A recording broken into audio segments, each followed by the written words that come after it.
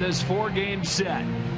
And with that, we say welcome inside. Joe Davis with Mark Gubas. You know, this Royals team has been the best in the American League most of the season, but there was still that one glaring weakness going into the All-Star break and into the trade deadline. They lacked a true ace, but they went out and addressed that by bringing Johnny Cueto in. Yeah, Joe, they don't miss that ace now. He is fantastic for them. When you think about what this starting staff has done prior to Cueto, averaging less than 6 innings per start, you bring in a guy that likes that baseball in that 8th and 9th inning. And speaking of in that 8th and 9th inning, goes out complete game shutout against Detroit in his home opener. He mixed and matched so well. Not only has that deceptive delivery to slow down in his pace, but his 5 quality out pitches, and he hits his spots so well. He wants that baseball in the end. He knows he's got a great defense and will catch anything that stays in the ballpark. He wants the high five there with Salvador Perez at the end of the game, and that's what you need, Joe, when you look for that bona fide ace in a staff that has big inspirations as far as where they want to go from this point. They'll try to go to 7-2 on this homestand with a win in this one. Let's bring in the third member of our crew now. Here's Ken Rosenthal. Joe, the Royals had inquired on David Price before getting serious on Cueto, but at the time, this was about a week before the deadline, Price was unavailable. Now, Cueto had been a top target all along. The Royals knew entering the season that they would need a starting pitcher. GM Dayton Moore describes this as a high-energy team. They play fast. They're aggressive in everything they do. They need starting pitchers who are athletic, who compete, who throw strikes. In Moore's words, Cueto fits in with who we are. All right. Cueto getting ready to go for his second start in this ballpark, his 4th as a Royal. This one comes against the Angels, who come into the game 2.5 back of the Astros in the West, but right now sitting with a second wild card spot despite going 6-15 since late July. Here's the starting lineup for Mike Scioscia's club. Eric Ibar again is out with that back injury. Johnny Giavotella bats out of the leadoff spot with Calhoun, then Trout and Pujols.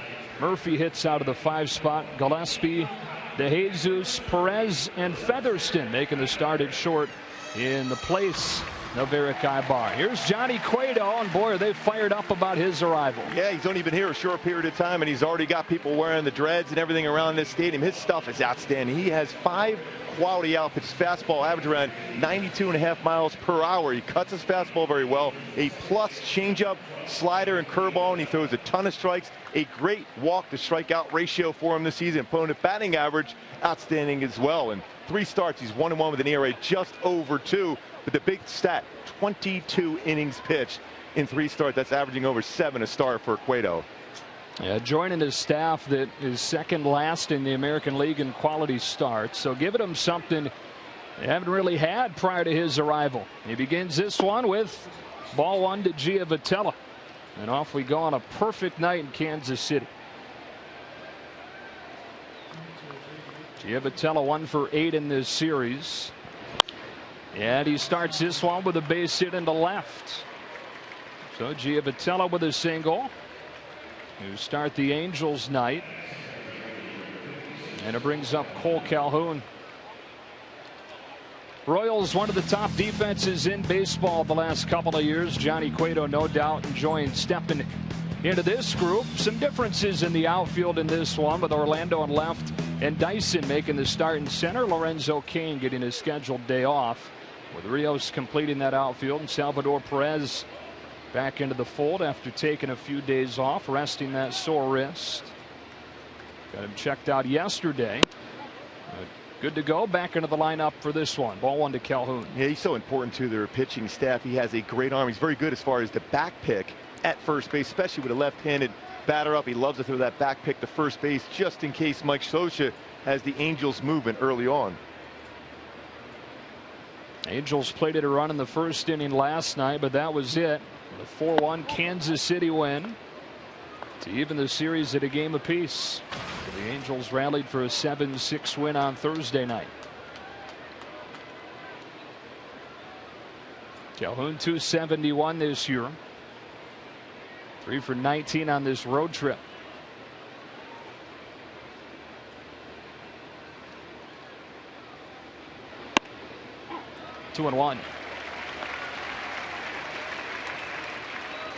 The thing is, and the Angels know this with Cueto on the mound, not many opportunities to work himself into good hitters' counts, but this is one of those counts now where Mike Scioscia in the past would love to have a runner going, although you don't have necessarily the guys to do it as much as usual, but he might have Giavotella going here in a 2-1 count with Calhoun at the plate. He doesn't run, and Calhoun takes ball 3. The second-year full-time big leaguer into a good hitters count. And despite this offense struggling mightily, especially in the month of August, worst in the majors, scoring less than 3 runs per game this month, Calhoun has remained pretty consistent. Yeah, he uses the entire field very well. Good power to left center. It shoots this one to straightaway right for Rios, who has to battle that sun to pull it in for the first out.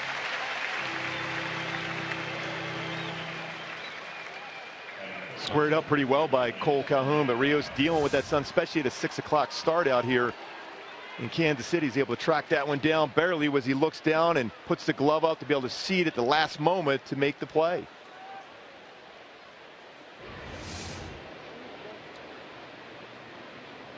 And up comes Mike Trout. It's 33 home runs, second only to Cruz for the lead in the American League. Trout takes strike 1. What a matchup this is between a guy that's been as good as any pitcher in baseball over the last few years, a guy that's been an all-star all 4 of his full big league seasons. And these are the things you look forward to, a great pitcher and Mike Trout at the plate. There's that throw down to first, and back in time just barely is Giavotella. You mentioned it, and it didn't take long for Perez to flash it. He's so quick on that, Joe, as far as throwing right towards first base. And Hosmer knows that timing play, and they're going to check and see if indeed the tag was applied. Drifted out, trying to get a secondary lead, and it looks like they're going to check it. See the quick tag right on the shoulder. Did he get his hand in? That's the question mark. So they will take a look. Ned Yost has had good success this year in challenges. Royals, one of the best teams in baseball as far as getting them overturned. It's a risky play, too. You better feel comfortable it's going to be overturned. Otherwise, you've lost your challenges for the rest of the game. Gary Cederstrom, crew chief for this group. They're showing the replay on the video board here in the stadium. This is exactly what Giavotella and the crowd is seeing at this point. Of course, they're a little biased in here, but they think they've got indisputable evidence. Again, it's a risky decision. Ned Yost, because a couple games this year where you see a manager make that decision to challenge something in the first inning, and then he loses, and then all of a sudden some even more important plays in the middle part of the game become challengeable, and they're not able to do so. Well, the major league average just below 50% as far as calls getting overturned. And the Royals well above that league average in their success rate. Now, Quinn Walcott was right there. He had a pretty good angle to see that. Most times what I've seen over the year, when it's taken this long, that means there may not be enough evidence to overturn the call, and the call on the field is safe.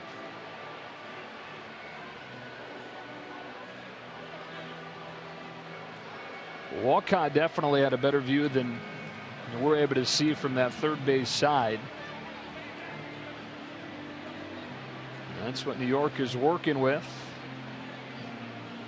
It's never fun as a pitcher. You've warmed up in the bullpen the first inning, and then all of a sudden you have to wait around now to go back out and start competing. And you're competing against one of the best players, not the best player in all of baseball, and Mike Trout.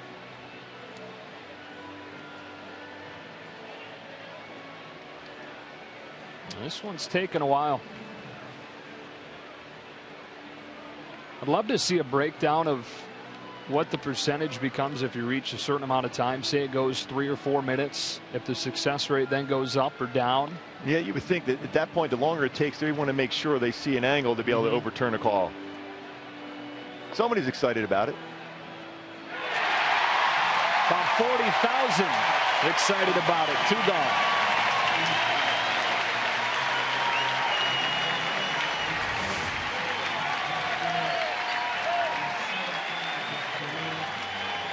Giovatella's reaction as Perez makes an impact on the game quickly in his first game since Tuesday. He's so quick on that pickoff, that back pick to first base. Trout lifts a fly ball to right again into the sun field for Alex Rios. And thanks to the pickoff from Perez, Cueto faces the minimum in a scoreless first inning, and the Royals come to bat after this.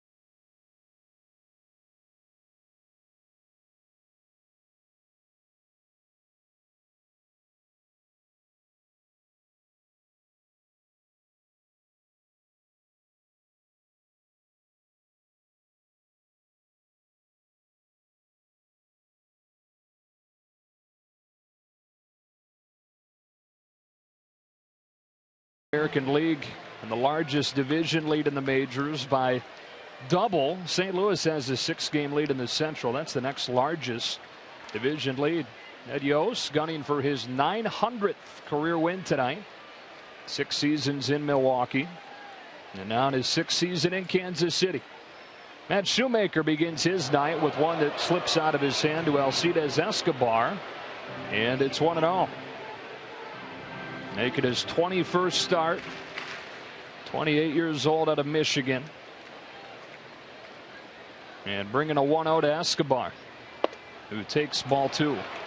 Yeah, Shoemaker's fastball's around 88 to 92 range. Occasionally gets to 94 on a 4-seam fastball, slider curve, and a very good swing and miss split changeup.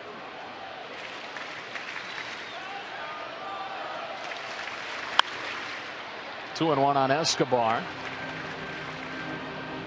Our Mobile One pitcher profile looks at Matt Shoemaker. Got off to such a good start following the All-Star break. Those 19 consecutive scoreless innings. But then on Monday against the White Sox, 7 runs on 9 hits. Yeah, the home run ball, 20 this season. That's under 116 innings pitched for Shoemaker. Keeps it in the yard, very effective. And he's battled back to even it up at 2-2 on Escobar,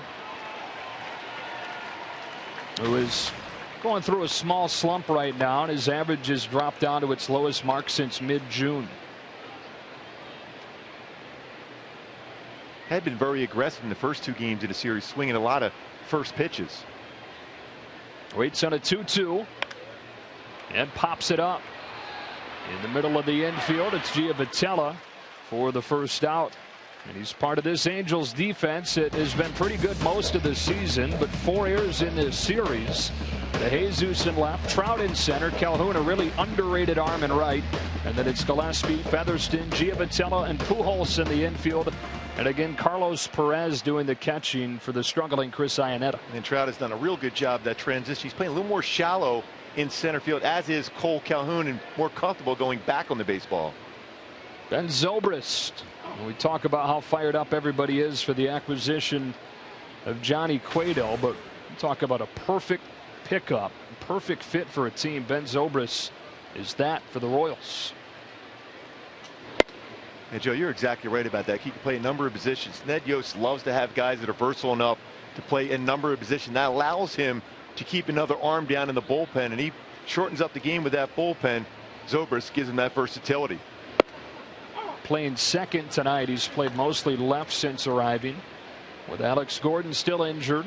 Once Gordon comes back, they hope within the next few weeks, Zobrist will play second. He'll play right. He waits on a 1-2.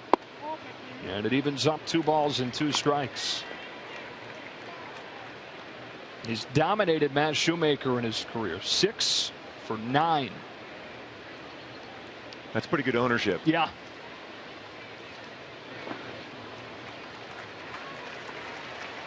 And the thing is, he's done well against Shoemaker. He hasn't chased that split finger fastball in the dirt. At some point, Shoemaker's going to have to throw him a split finger fastball for a strike to get him to swing at something out of the strike zone. Escobar popped out, and Zobrist walks. Heck of an at-bat for Ben Zobrist to earn the walk against Shoemaker, giving the Royals their first base runner of the night. Brings up Eric Hosmer, who last night sent a jolt into this place with a tie-breaking 2-run home run. How good has this guy been? His bat speed has been excellent. He hit the ball to a home run to center field. And before that one, he got a curveball from Weaver, who had been dealing for the Angels at that point. It's got too much of the plate, and that power swing he has. You see that power in the bicep, hits it out. That's where it all comes from, right? That's where all your power comes from, is those biceps. He too has had good numbers against Shoemaker in his career. And looks at a strike. Well, since the All-Star break, he's been as good as anybody, but really it goes back about a week before that when Alex Gordon went down on July 8th. Since then, Hosmer leads the American League in batting average. And also to need that power from the left side, when you don't have Gordon anymore. A lot of your power from Lorenzo came from the right side. It's a better balance in the lineup for Kansas City. Shoemaker works ahead of him, 0-2 with a pair of fastballs. He's got a home run in 3 of his last 4 games. He's knocked in at least 1 run in 8 straight.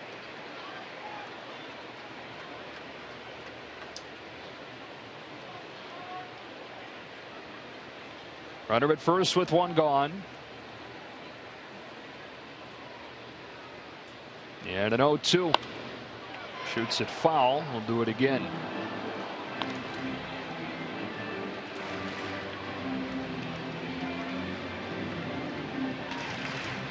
Matt Shoemaker coming off a month of July that was his best this season, but outside of that, outside of a really good stretch around the All-Star break, it's not been close to the season he had last year when he finished second in the American League Rookie of the Year voting.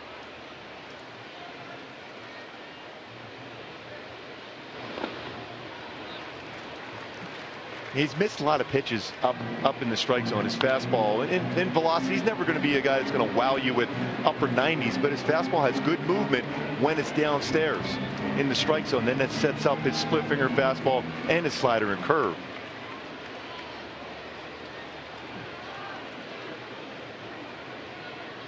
Escobar popped out to start the inning after the Zobrist walk. The 1-2 to Eric Hosmer. Hit in the air to center field, and Trout moves back on it with room shy of the track. 2 gone. Back to first goes Zobrist. See how good that swing is for Hosmer. He didn't miss that by a lot. He hit a big part of this ballpark in Kansas City. Tried that 2-seam fastball, and it starts running in the middle of the plate. Just got underneath it just enough. See this side swing for Hosmer. Didn't quite barrel up on that baseball. Otherwise, that ball had a chance of going a long way because of the mistake action on that 2-seamer from Shoemaker. You mentioned it earlier. Home runs have been an issue for Shoemaker. 20 of them allowed this year, including 3 his last time out. Angels fans remember this guy well. Kendrys Morales.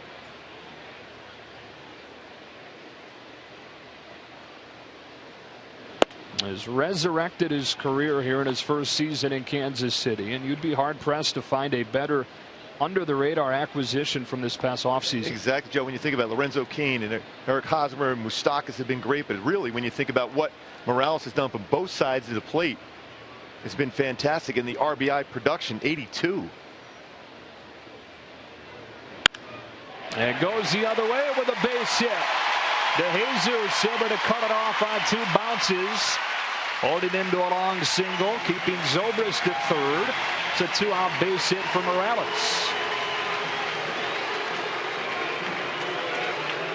And another pitch again, a little bit too much of the zone, but it's a good piece of hitting, really. Split finger fastball. You can see that grip staying upstairs instead of going down in the strike zone for Shoemaker, and a perfect swing going the other way for Kenny Morales. But a nice defensive play by David DeJesus, because you've kept that force play now at second base, because Morales unable to get into scoring position himself. But a solid defensive play, but a great swing from Morales.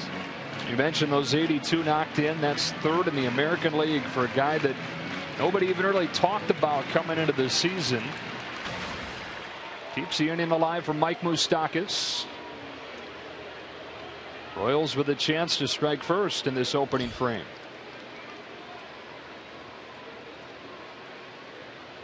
All-star for the first time in his career, thanks to the final vote in the American League.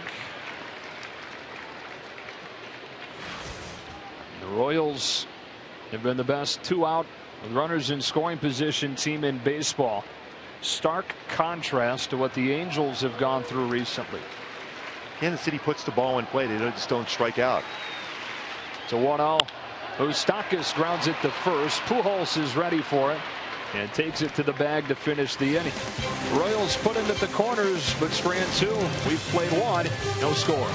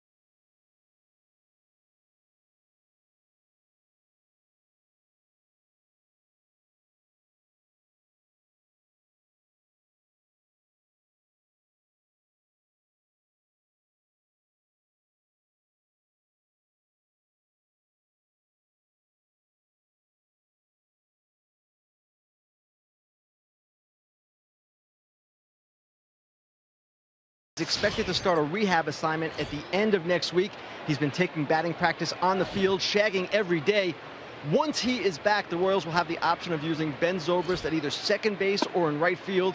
They are last in the majors in OPS at both positions. That's Gordon earlier today. For the Angels, shortstop Eric Ibar out of the lineup for the 3rd straight day with back trouble. But Mike Scioscia telling us before the game he's moving in the right direction, could be back soon. Looks like he'll avoid the DL.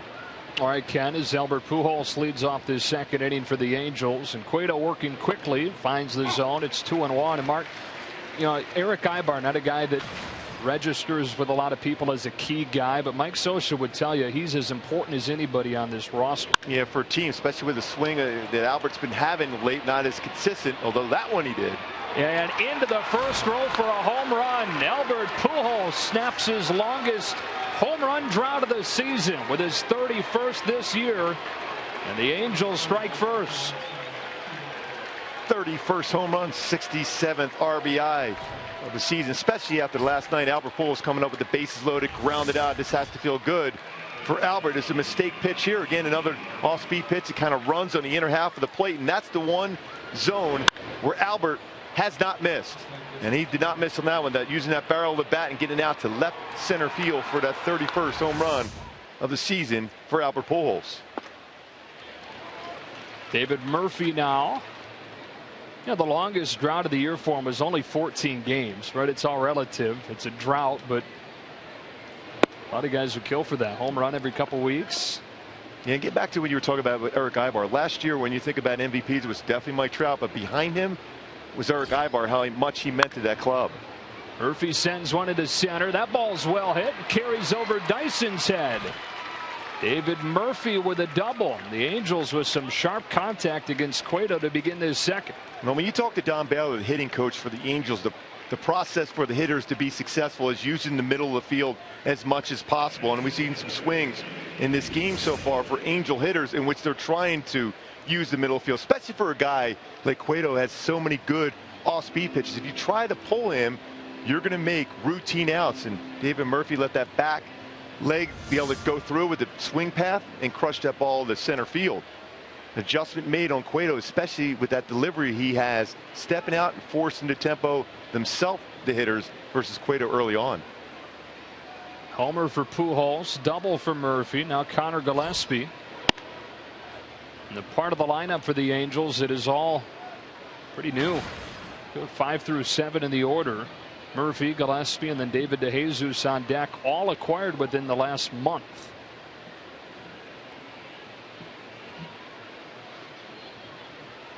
Former Giant, former White Sox. Yanks one to second, and Zobrist spears for the first out of the inning. But more solid contact. Again, you see this Royals defense saving so many runs during the course of the game. That ball was hit well by Gillespie. It's Zobrist playing second base tonight. He's able to leap up and make a nice play on that line drive. But you mentioned that, Joe, some good swings early on for the Angels against Johnny Cueto.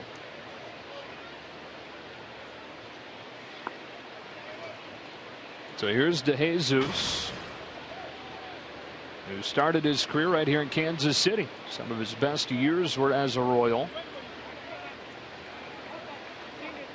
Bounced around for a few years, started this season in Tampa Bay, and is one of the 3 outfielders the Angels acquired prior to the deadline. Strike one. So instead of going and finding a big star bat that they could plug in and have to give up prospects for, they went for depth instead. Yeah, I think what it came down to, they didn't necessarily have the prime prospects to be able to pull off a deal. You get a Cespedes type of player, especially if a pitcher named Sean Newcomb, a very good young talented arm in their minor leagues. They were not willing to give up in any trade.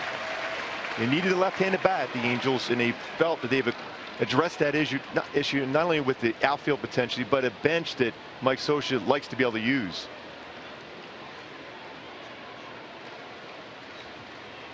Murphy at second with one gone and an 0-2. It got into the hands, flexed to center, down for a base hit. Murphy read it well, testing the arm of Dyson, who's dead to rights. Up to second goes DeJesus. Murphy's thrown out of the plate and 2 gone in the second.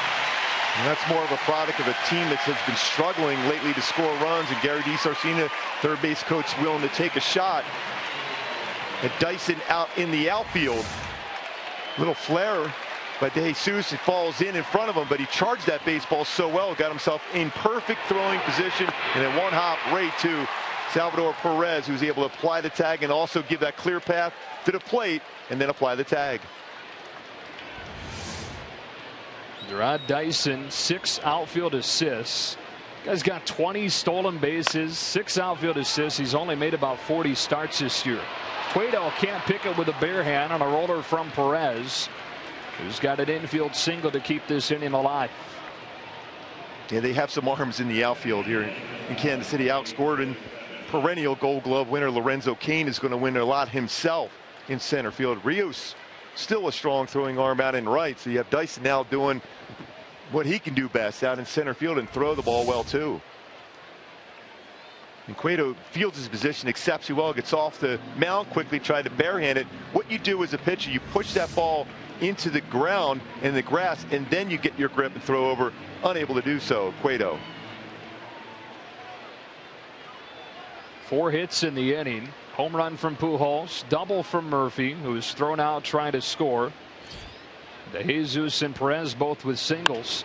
And now Taylor Featherston bounces one to short. Escobar with a juggle goes to second just in time. But the Angels get on the board first with home run number 31 of the season from Albert Pujols, number 551 of his career.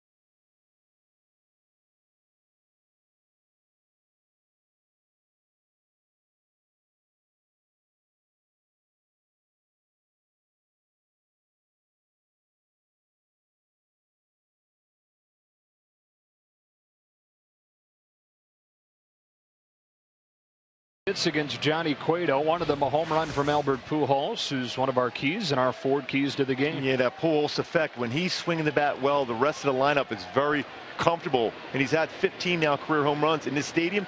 Shoemaker keep that baseball in the ballpark, and Trout keeps hitting against Kansas City. What you see him an 18-game hit streak against the Kansas City Royals. Salvador Perez unloads on one, and with one swing ties the game.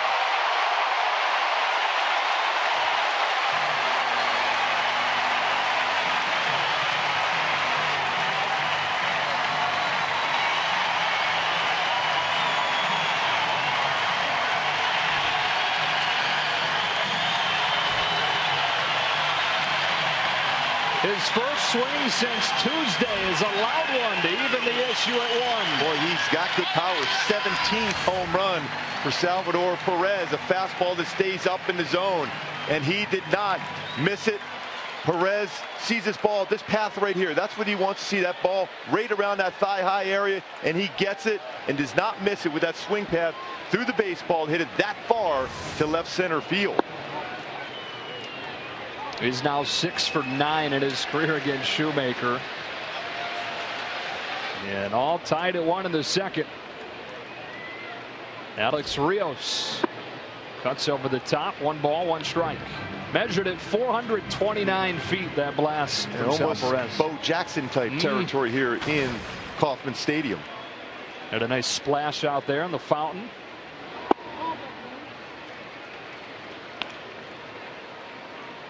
Two balls and a strike on Rios. Ball's still floating out there. No souvenir yet. Not sure where the best spot would go to go score the souvenir there, if it washes out somewhere. There certainly was many a time where I thought about jumping into those fountains over the years. And everyone said you wouldn't look quite the same coming out of that water in the outfield. And a walk to Alex Rios. Second free pass issued by Shoemaker. Let's take another look at that home run from Sal Perez. Well, he's looking in his zone and he gets it. He's aggressive early in the count, looking for that first pitch fastball, and he got it.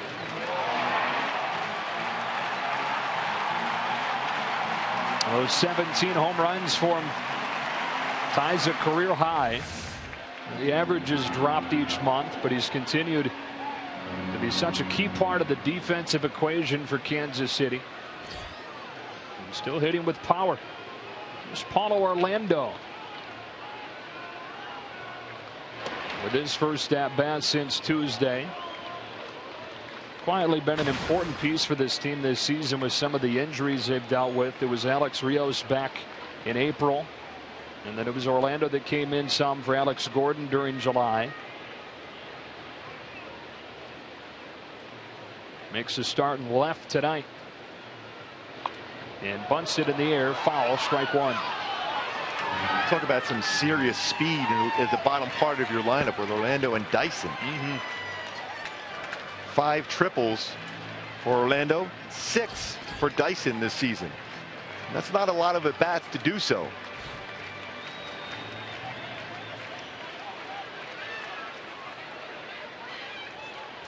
Orlando out of Brazil. 29 years old in his first big league season. Sharply hit, base hit down the left field line. It gets by to Jesus. Rios held it third on an Orlando double. And boy, the relay was juggled in left center field by Featherston. Hindsight always 20/20. Nobody out, so I think it remains the right decision. But I think Rios probably would have scored. Yeah, there's no doubt, especially because that ball was hit so hard, and that the anticipation of not being hit that hard down the left field line.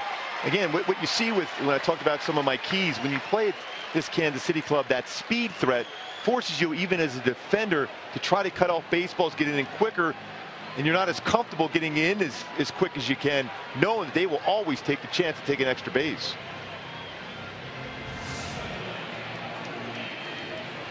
Late stop sign from Mike Jerschley.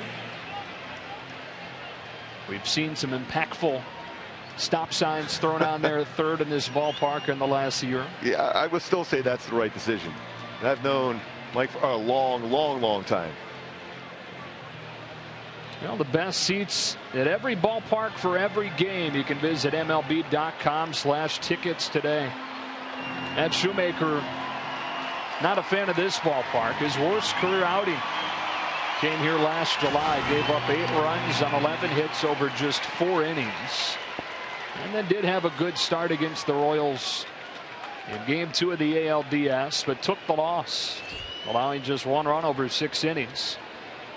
Royals sweeping that series. Rod Dyson now. Ball 1.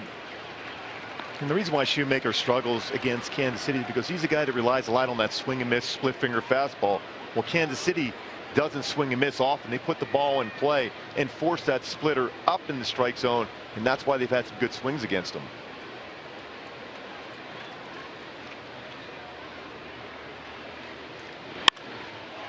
One and one on Dyson. Yeah, you mentioned their ability to put it in play. The most aggressive team in the American League by a lot of different measures. Pitches per plate appearance, they're dead last in the majors. Last in the majors in strikeouts because they don't get into too many deep counts. As a result, they're also last in walks. But like you said, they put it in play, and things tend to happen when they do. And when you have speed, you put a lot of pressure on a defense to make a good play against you. Dyson hits one into center, base hit. Royals have their first lead of the night. Throw is cut off, and it's 3-1 on a 2-run single from Dyson.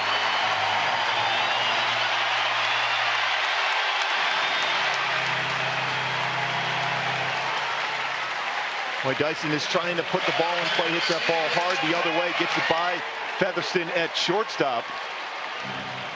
Hitting the ball on the ground, another reason why they're so good. When they hit the ball on the ground and utilize that speed, that's what Dale Swain wants from his speed guys. Just think in terms of line drives, ground balls. Anything hit in the air is not a good swing.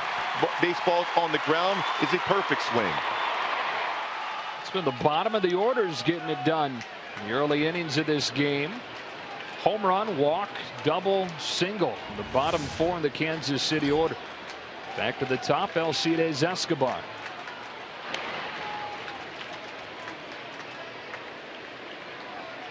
"20 steals and 22 tries. This is only his 44th start of the season. He's top 5 in the American League in stolen bases. He gets a very good, comfortable lead also. There's going to be a lot of throws over the first. He takes off. Steal number 21. Easily taken by Gerard Dyson.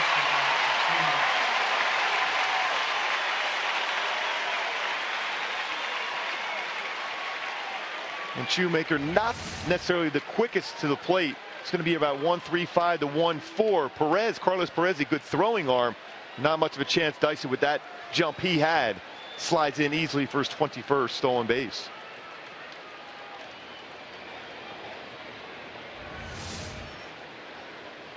All right, behind Lorenzo Cain, the top 5 in the American League in stolen bases. Escobar stabbed at it, but did he pull back? He did. He checked down to first, and Quinn Wolcott. It's 2-0.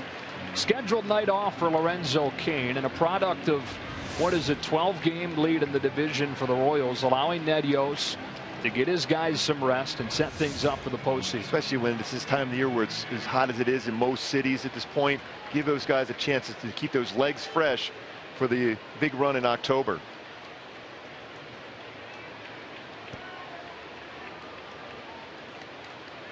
Perez sets inside for a 2-0. Escobar climbs the ladder, shoots it foul. What a luxury it is, though. I mean, to have this lead at this stage of the season. Not only can you afford to give guys rest, but you can afford to tinker some and try things out without worrying about anybody coming behind you. And you also have a pretty solid bench. And that allows, you see Dyson out in center field. He's already made a good throw. And he gets a base hit, drives in 2, and steals a base. It allows Alex Gordons of the world to take their time getting back instead of rushing him back. Escobar bunts this one well. Gillespie bare hands and throws him out. Dyson advances to third. Well done by Escobar. And the first out of the second inning. It might force the Angels to potentially bring their infield in, especially when you're facing Johnny Cueto on the mound.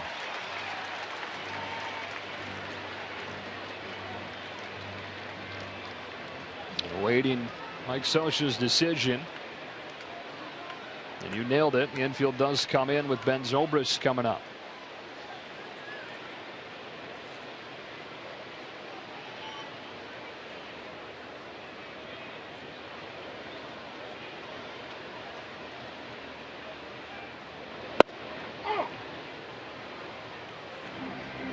Walked his first time. 10-year big league veteran, known for his versatility. Acquired from Oakland on July 28th for a couple of pitching prospects. Ready for this 0-1 from Shoemaker. Lays off the split, 1-1. And one thing about Zobrist, we talk about how most of the hitters on this Royals team are very aggressive. Zobrist is a guy that will work counts, see more pitches, which is important not only for himself, but also allows the guys in the on-deck circle or in that dugout to see all of Shoemaker's pitches.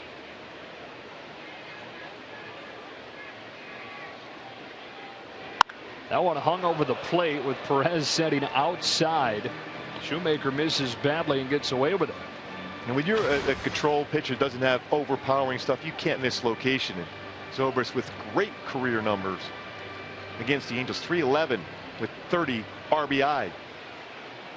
Shoemaker, when he's on a roll, hits his spots well, goes upstairs with a high fastball above the letters and gets swings and misses with his split finger fastball, which he's going to try now.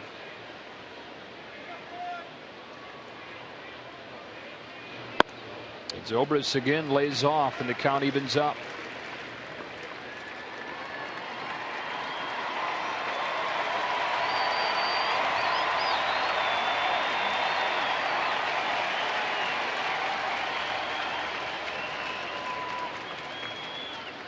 See what he goes to on 2-2.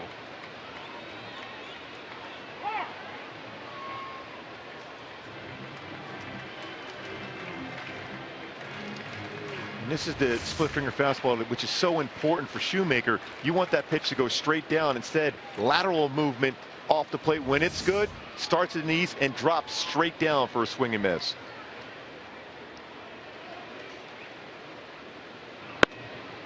Went fastball. Zobrist took it, full count.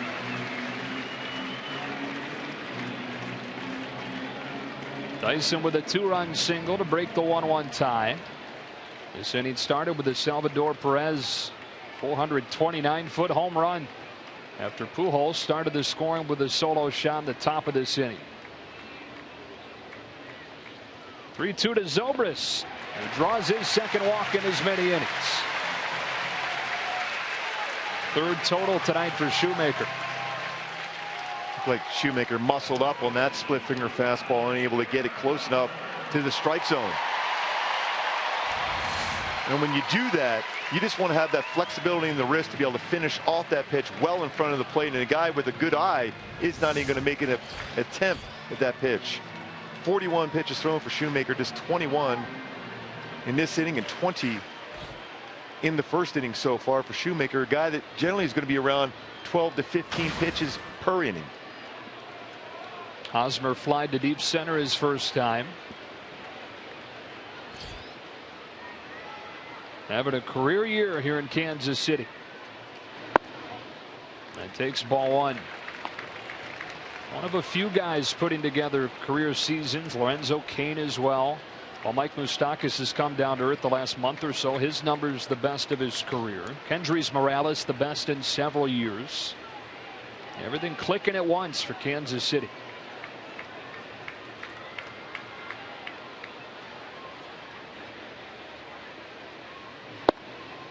1-1.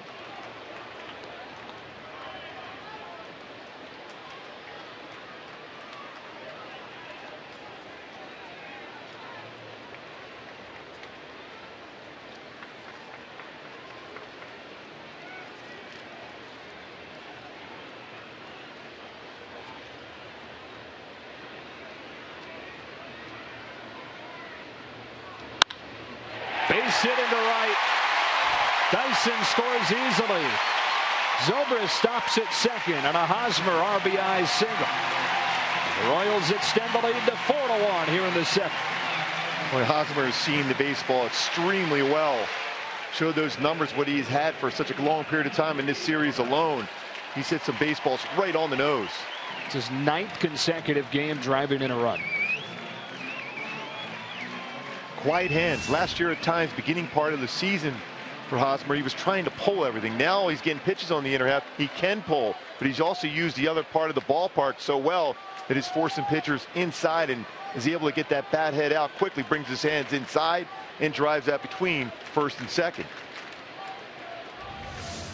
Here is Kendrys Morales. Going to base hit his first time. And starts this at bat with ball one. Throw down to second, knocked down by Featherston. Carlos Perez making his 4th straight start behind the dish with Chris Ionetta's struggles at the plate. Mike Scioscia just trying to give him a mental breather as much as anything.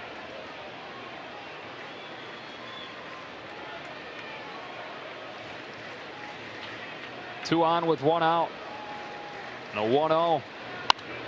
Hanger fouled back, 1-1. Morales upset with himself, thought that he missed one.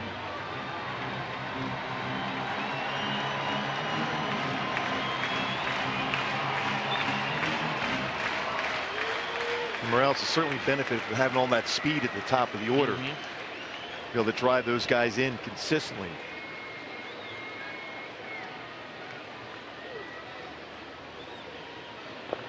You mentioned it earlier today. What a great fit he is for this ballpark as more of a gap-to-gap hitter with as much space as there is here at Kauffman. Look what he's done so far as AL leaders and runs batted in, because he hits that ball to left center field, right center field, no matter if he's hitting left-handed or right-handed.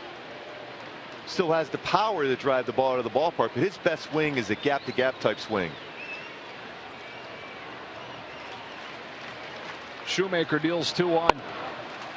It barely drifts off. 3 balls and 1 strike on Morales. Shoemaker laboring in this second. Perez with a home run.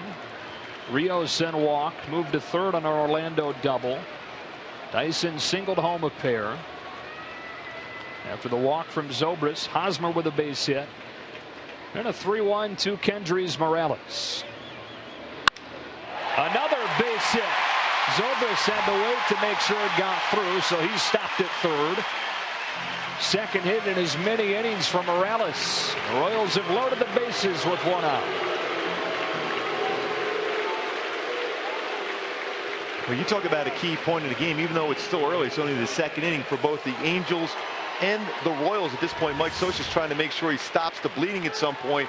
Kansas City, with Moustakas coming up after that perfect swing once again, talked about using that middle of the field, stayed back on that baseball well for Morales and hits a single into center field. Moustakas looking for that knockout punch here early on. He's 0 for 1. Came up with runners at the corners in the first inning, grounded out to first.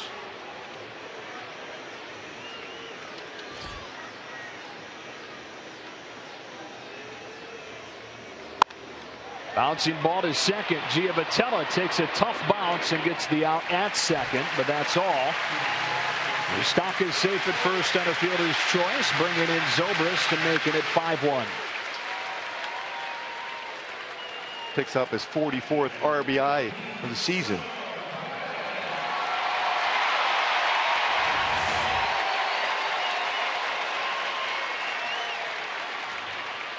And a wise decision for Giavotella to go to second base and take the force out there. You still have a force out in order. Again, Kansas City putting the ball in play. Very difficult to strike out. No strikeouts so far in this game for Shoemaker, who came into the game with 105 in 115 2/3 innings pitched. First pitch he threw in this inning, Salvador Perez hit over 400 feet. This one he takes low, ball 1.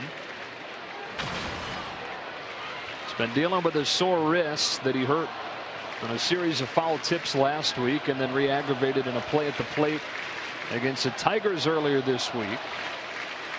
But good to go today. First start since Tuesday. 2-0. We're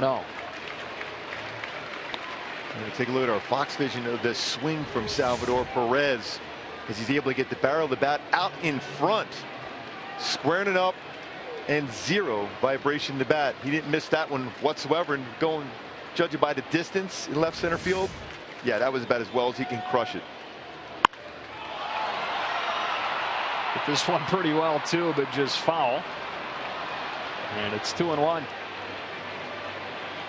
We were talking earlier about the Royals being able to rest players because of the big division lead.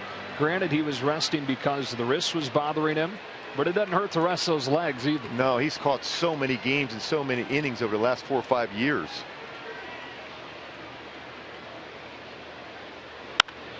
That's another base hit into the corner. It scores 2.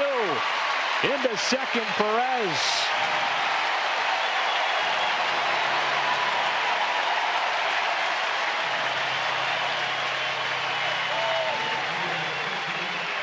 For a guy that hasn't played in a little bit of time, he's really got his timing down as far as his swing. I said 2, plate's just 1. Bringing in Zobrist.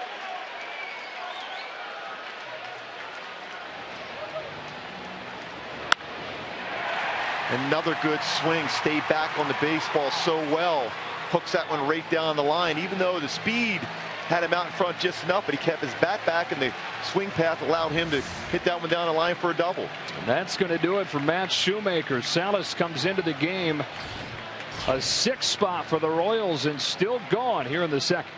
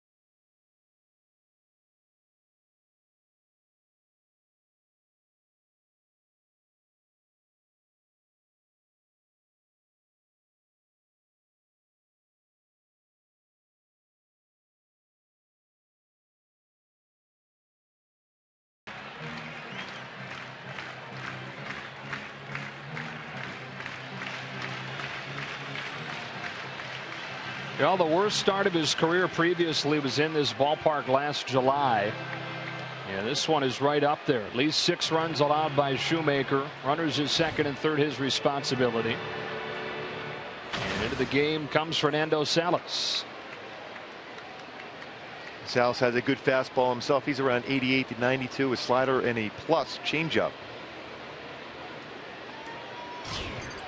You get Alex Rios.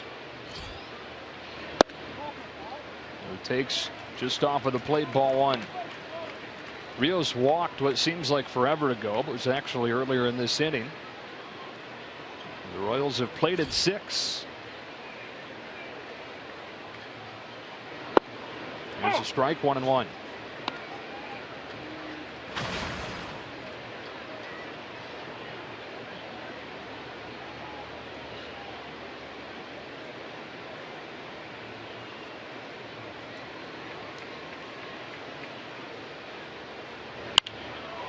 Hit well to center. Will hang up for Trout and end the inning. Salas comes on and strands the runners at second and third, but not before the Royals unload for 6 runs to chase Shoemaker from the game. Second inning, 6-1.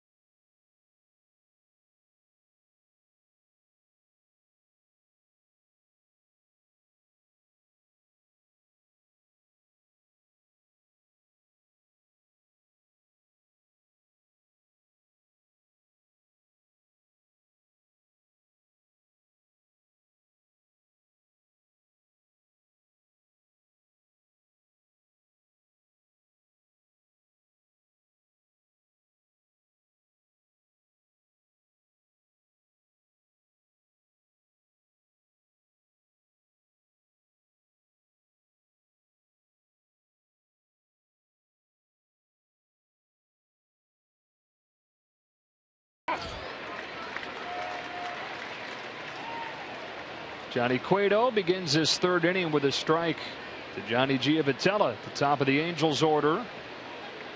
And comes back with an 0-1. Just off of the edge, 1 ball, 1 strike. Let's bring in Ken Rosenthal.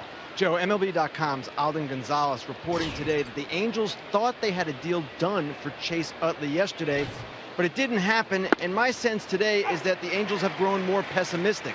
Now you can see the attraction. Johnny Giavotella does a lot of good things.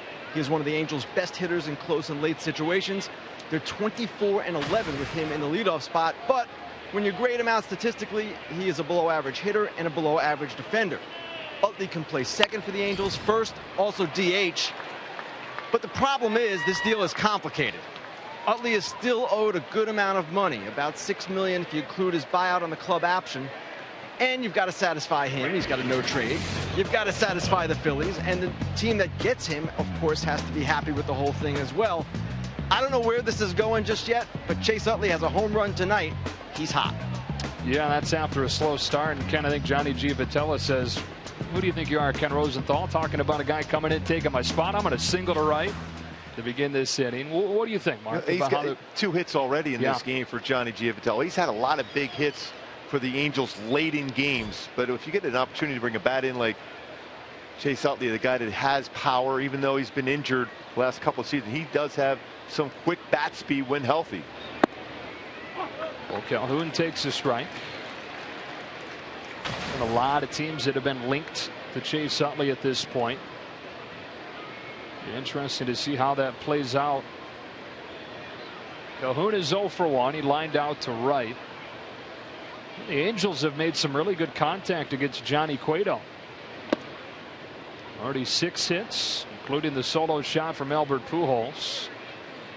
But with the Royals getting the 6 runs in the bottom of the second, those 2 runners stranded for the Angels last inning looming a little bit larger. Well, if you're the Angels, you have 6 hits against Johnny Cueto already, and it's only into the 3rd inning. You got to feel pretty good about your chances. But that Royal offense dominated once again. Calhoun lifts one to left. Orlando started back at first, comes on and makes the play for the first out of the inning. The Angels overall this year 10th in the American League in runs, but dead last in the month of August, less than 3 runs per game. Part of the reason why is they do rely heavily on Mike Trout, and after spraining that wrist in late July, he's gone through a bit of a slump. Yeah, and he's opened up his stances slightly to give himself a better opportunity to get his foot down as far as his swing path and see the baseball a little bit longer with an open stance. His pitchers are pitching him inside a lot, especially with that wrist when he tried to make a sliding catch in Anaheim. To be able to get the glove off at time to take away some of the impact on his wrist, but they have pitched him in a lot. Fly to right his first time tonight. Cueto's 0-1. Rides inside, 1 ball, 1 strike. Trout has hit the Royals better than any other team in his career, hitting close to 400 against Kansas City. Although he was limited in the ALDS last year. Of course, the Royals sweep. 1-1. On the ground is short. Escobar to Zobis for 1. On to first for a double play. 6-4-3 to retire Trout. Cueto's fired up about it. The Royals rolling 6-1 with their ace on the mound as we go to the bottom of the 3rd.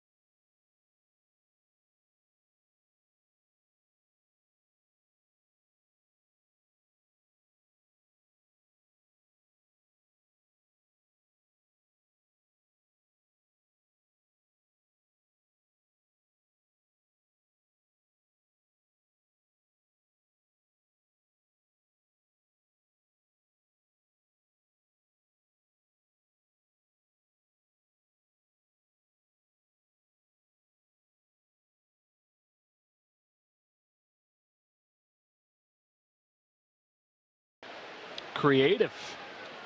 At least got him to ground into a double play to finish the last half inning. It is all Royals so far, 6-1. So we go to the bottom of the third, and Paulo Orlando against Fernando Salas, who's already replaced Matt Shoemaker. Orlando doubled in that 6-run second inning and came in to score on a 2-run single from Gerard Dyson.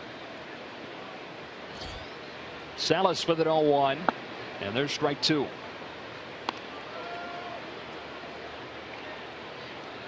"13 pitches in last night's game for him to get a couple of outs. 4-1 win for the Royals after a 7-6 Angels win on Thursday. 1-2. And the Angels have played a lot of long extra inning games of late, and this is exactly what Mike Scioscia did not want to have to do, to go to the bullpen. They don't necessarily have a quote long guy down in their bullpen. They have guys who are 1 or 2 inning type pitchers. He's going to mix and match the rest of this game. When we talked to him today, we asked what would be the equation to get the Angels into the postseason, and he said kind of works hand in hand. You need the bullpen to hold up, but part of that is contingent on starters going deep enough into the game so the pen doesn't become overworked. Orlando beginning this third and running the count full. Again, ahead of the count against these Kansas City hitters. Do you think you can finish them off? They're patient enough to not swing at your secondary pitches, and now all of a sudden Orlando's back into a count where he can look for a fastball.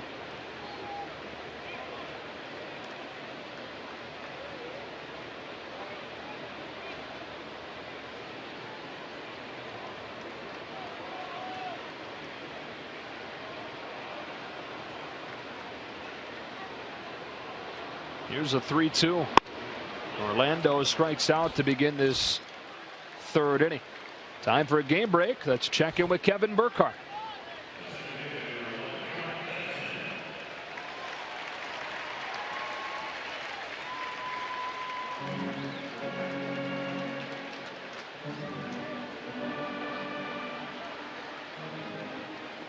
All right, Kevin, how about the National League Central? 3 best records in the National League are all in that NL Central. There are some really, really good teams, and the team that not a lot of people talk about, the Pirates, they are very balanced. Here's Gerard Dyson taking ball one. They tend to get lost in the shuffle. You talk about the Cardinals, who've been as dominant as they have during this century, and the Cubs are the exciting young players. Oh yeah, it's like the Pirates too. McCutchen's one of the best players in baseball. He is fun to watch. And they have an ace in their staff with Garrett Cole too, who can bring that fastball in the upper 90s. Quietly, Mark Melancon at the back end has shut things down. Among the leaders in saves. Here's a 2-0. And strike 1 on Dyson. So amazing when you look at St. Louis. You lose your ace, you lose your first baseman, your left fielder's been out for quite a while, and yet you're 33 games over 500. The depth they have, that 25-man roster.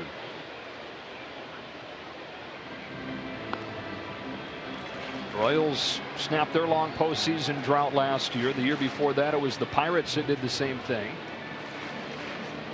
And then it seems like the Cardinals are around every year in October. Some serious young talent on that Chicago Cub team, though. They're fun to watch. Dyson with a base hit into center. And out of the box, he was busting. It earns him a double.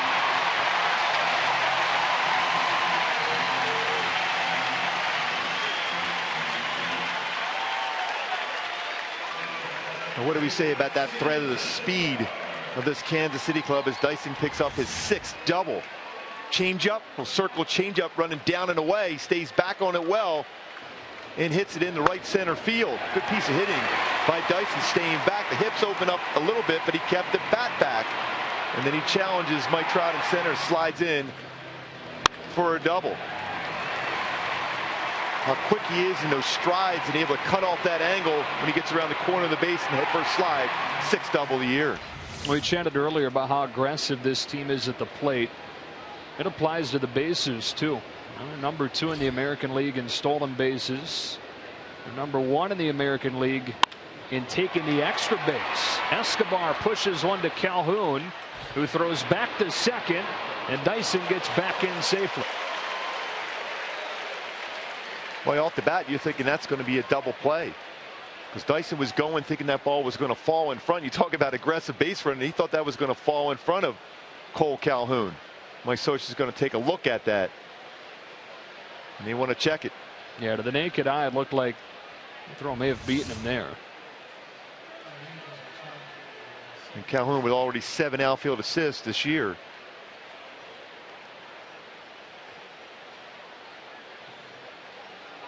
If there's a foot on the base, he's going to be out. Yeah, that's a question. Throw beat him by a mile. Doesn't look like he makes contact with the base until the foot from Dyson is close to getting back, though.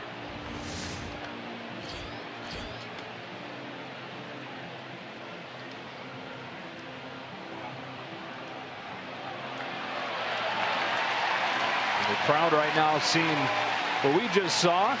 The throw did beat him, but there was no foot on the bag.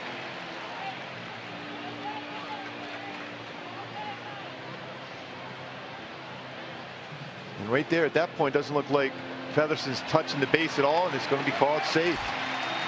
Tough one to swallow through the Angels.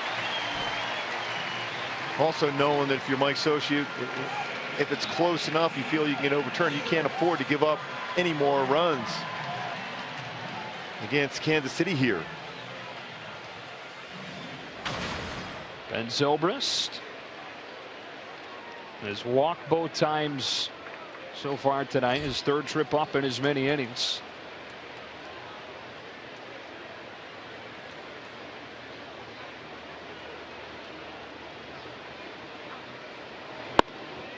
There's strike one. He's our T-Mobile game changer tonight, acquired in late July from the A's, and fills so many needs for this Royals team. It's been really good since they've gotten him. Yeah, I mean, you see the walks, the strikeout ratio, the batting average well over 300. Peyton Moore wanted this type of player to give Ned Yost that versatility to play him in a number of different positions. A lot of clubs wanted Zobrist before the trade deadline. He spent the first 9 years of his career in Tampa Bay. He began this year with the A's, the unluckiest team in baseball history. That one just misses. Dyson take it off and in there safely. Second steal of the night. That ties him with Lorenzo Cain for third in the American League on the season. And Ricky Henderson had always said the easiest base to steal is third base, because you can get a good jump, and you can certainly see by that angle he had a tremendous jump to third base, slides in. 22 stolen bases on the season, has only been caught twice.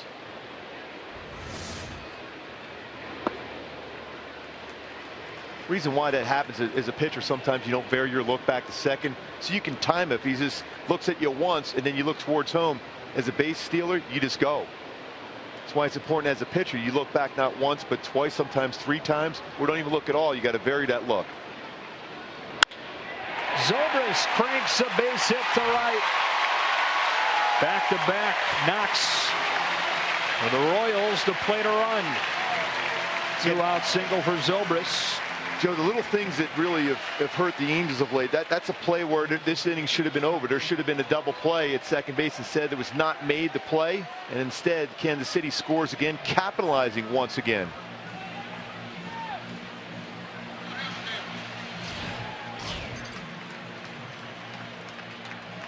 And he's going to make another change. Ramos comes into the game at 7-1. The Royals 5 for 7 with men in scoring position.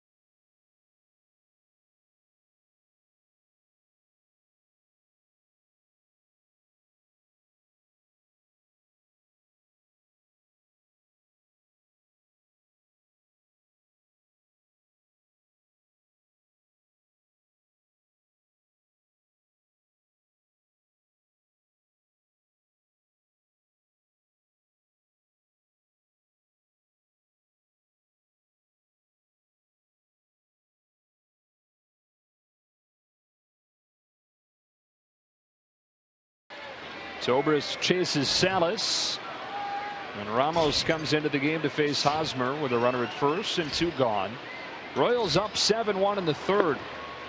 And Eric Hosmer lays off ball 1.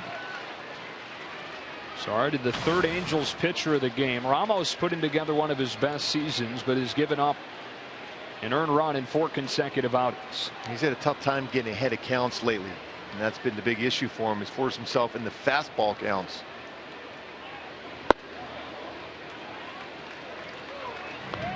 Doesn't miss by much there. 2-0 on Hosmer.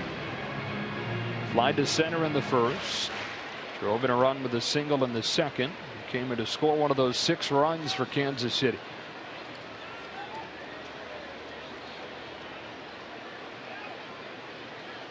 Here's a 2-0.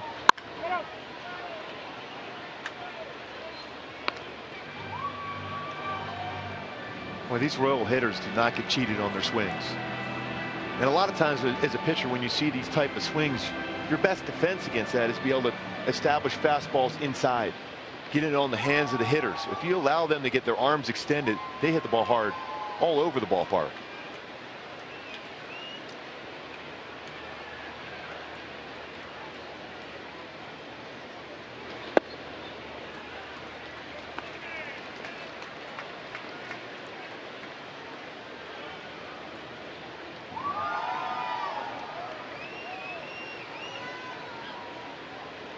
Dyson with a 1-out double. Stole third, then Zobrist brought him in with 2 gone. He's at first now. And a 3-1 to Hosmer. Outside, that's ball 4. Ramos walks the first man that he sees. Up to second goes Zobrist, and 2 on with 2 gone for Morales.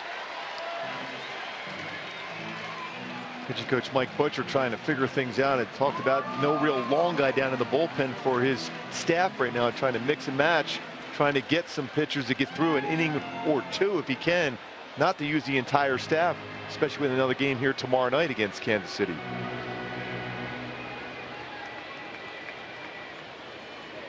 Morales 2 for 2 against his former team over the first couple innings. And Ramos nowhere close, ball 1.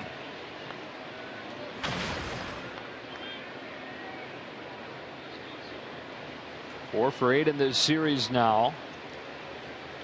11 for 22 against the Angels this season. Team that he played the first 6 years of his big league career. There's a 1-0 over the top, 1-1. Yeah, before hurting his ankle when he was with the Angels, you could make an argument, certainly in the American League, top 3 all-around first basemen, if not all of baseball at that particular point when he broke his ankle on a walk-off grand slam. But prior to that, what a dynamic offensive player and a very good fielding first baseman. And Ed Yost was saying in the games that they've been able to get him time at first this year, still fields his position at first pretty well. Yeah, he's got good hands, not quite the range that he had in the past, certainly not the range that Eric Hosmer has at first base, but solid enough to be able to scoop those low throws from his infielders to keep the opponent from getting that extra out. Right on this 1-2 from Ramos. Slow breaking ball, cut on and missed, strike 3. That does it for the Royals in the third, but they add one. Ron Dyson celebrating his birthday today in style. Couple of hits, couple of RBIs, couple of runs. 7-1.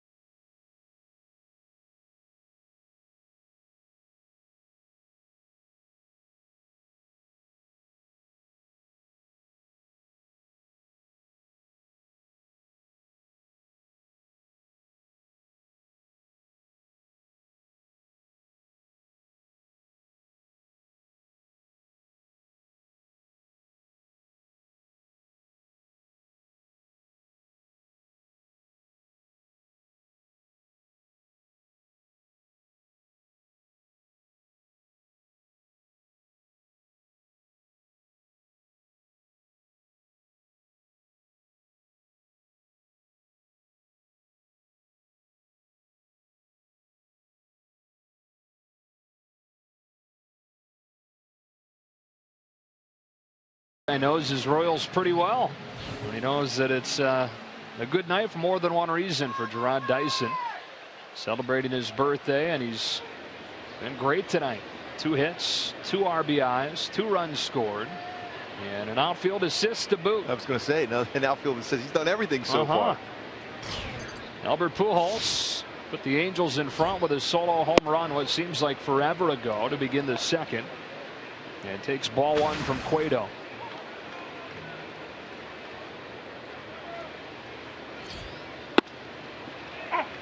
Entering the game, there were only 3 pitchers that had faced Albert Pujols more times than Johnny Cueto without allowing a home run. Before a home run back in the second. When he hits a towering fly ball to left center that he just gets under. Paulo Orlando waits on it for the first out of the inning. Time for another game break. Check in again with Kevin Burkhardt.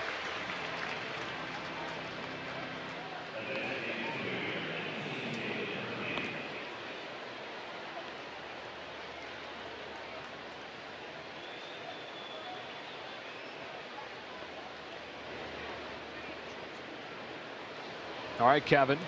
So boosting his value and helping the Phillies out and getting rid of him if they need to. As David Murphy comes up, Ken Rosenthal, you're all over the Chase Utley beat these days. Well, it's the biggest story in baseball right now as far as trades are concerned. Where is he going to go? Now, in addition to the Angels, you've got the Giants and Dodgers both showing interest. They've got injuries to their second baseman right now. The Yankees as well. Worst offensive second baseman in the league in Stephen Drew. And the Chicago Cubs, who are playing Chris Coghlan at second along with Starlin Castro, but could probably find a way to fit Chase Utley. Now, as I said before, Chase Utley has full no-trade rights. He can pick his team. Playing time will be a consideration, and where he can go next year, maybe a team that would pick up his club option, also could be a consideration. The Cubs are 12-0 when Chris Coghlan bats third. And right now, they're trying to get Kyle Schwarber in the lineup, so he's in left. That means you got to play Coghlan at second if you're going to have him in there. 2-2 on Murphy. They're going to be a good problem to have to try and find a spot for Utley, but a little jammed up in Chicago. Yeah, you would think so. But, you know, they're in a position right now, they wouldn't mind having a veteran or two around, because a lot of younger players, you need a veteran influence, a guy that's won a World Series like he did with the Phillies in 08. Sharply hit. That's through. Base hit. The Angels continue to have decent success against Cueto, not necessarily showing up in the runs column, but their 7th hit of the game is Murphy's 2nd of the night. And Cueto, as usual, you're going to have to hit your way on, because he doesn't walk many batters. And that different type of delivery to different times to the plate. Sometimes he'll quick pitch, sometimes he'll go a little longer to the plate. You just have to stay back as a hitter and keep your hands back. And that's exactly what Murphy did. He kept his hands back. The timing was there. He got his foot down first and then the swing. Connor Gillespie takes strike 1. The old adage, of course, hitting is timing. Pitching is disrupting that timing. There may be no pitcher right now in the game better at that than Johnny Cueto. He does a great job. And I think the one thing you have to really protect yourself against him as far as a hitter, the quick pitch is more difficult. You can stay back on the longer delivery from him as compared to the quick pitch. Out of a slide step. 0-2 on Gillespie. That's why it's important to do the Derek Jeter, where you have the hand up there to the umpire saying, wait till I'm ready before. And that way he doesn't quick pitch you. You can get yourself in position, especially with the long delivery, sometimes even 3 seconds or a little bit longer than that for him to deliver the baseball. You could still stay back a little bit longer than you would be on a quick pitch. Perez sets outside. He misses low for ball 1. Started experimenting with turns in his delivery back in 2010. Wasn't long after that he became a bona fide star. That breakout season in 2011, and has continued to tweak, continued to add different wrinkles. The latest he calls the rocking chair. A little shimmy midway through his turn. And he's got a strikeout for the 2nd out of the 4th. It doesn't hurt, especially he's got 5 quality out pitches too, and especially when you can throw off the timing of a hitter. You take a look at our Fox vision of what he does as far as that quick pitch, and that's the most difficult one See that one's going, he throws in that with 2 seconds. He has so many varying times as far as the delivery. That's where he holds that baseball over the pitching rubber. And then he'll go there a little bit longer. There's that rocking chair, and he'll throw there with 3.4 seconds. That's a second to 2.5 seconds more at times on his deliveries. And the amazing thing is, he always ends up in the same arm slot. Jesus with a lazy fly ball to left. Orlando's there. That's the inning. 1-out single for David Murphy, but he's stranded at first. Johnny Cueto trying to go to 2-0 in this ballpark in a Royals uniform and getting plenty of support.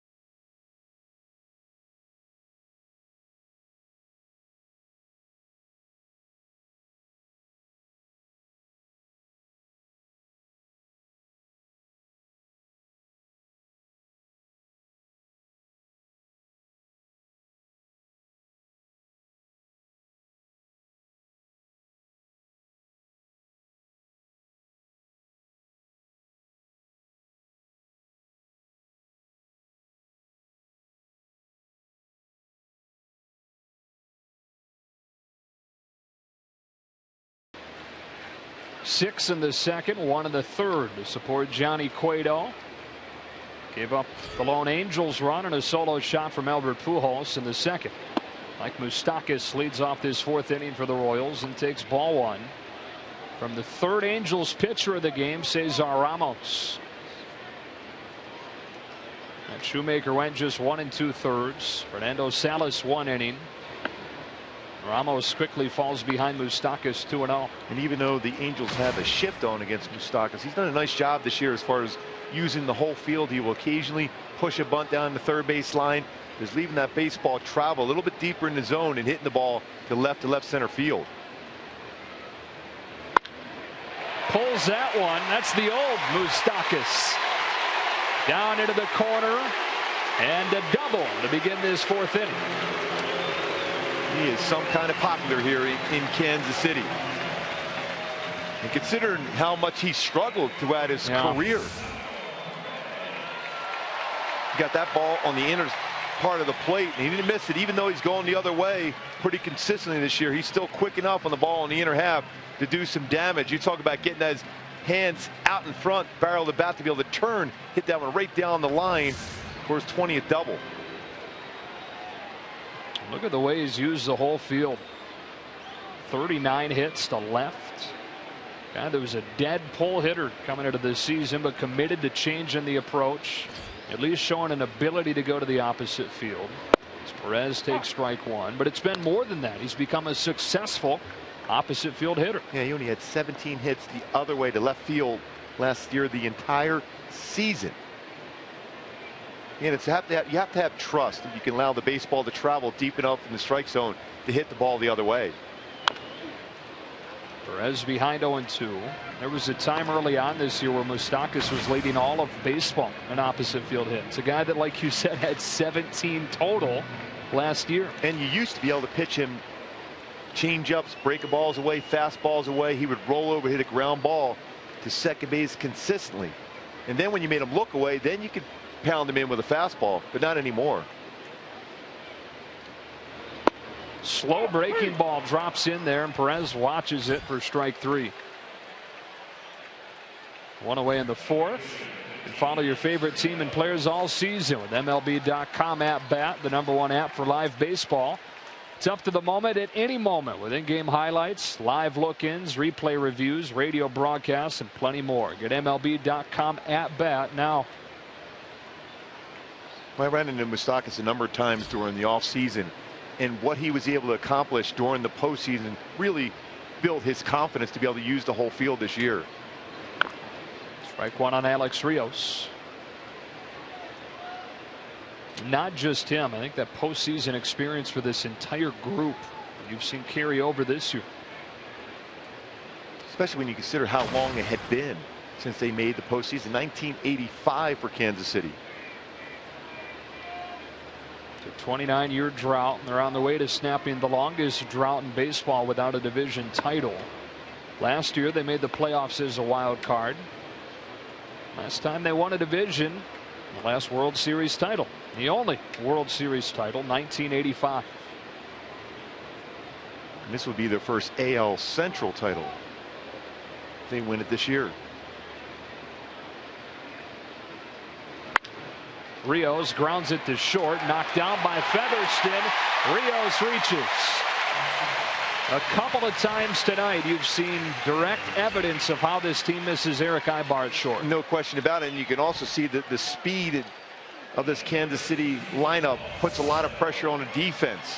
This ball's hit pretty well for Rios, and if you can see him trying to be quicker to that baseball where you have some time. Rios doesn't run quite as well as he used to, and Featherston unable to pick that baseball up. He's looking at his target before he grabs the baseball to make the throw to first base. And then last inning it looked like the Angels had a double play, but Featherston didn't have a foot on second. That left the door open for another run to score, making it 7-1 Kansas City. A chance for more here in the 4th with Paulo Orlando at the plate.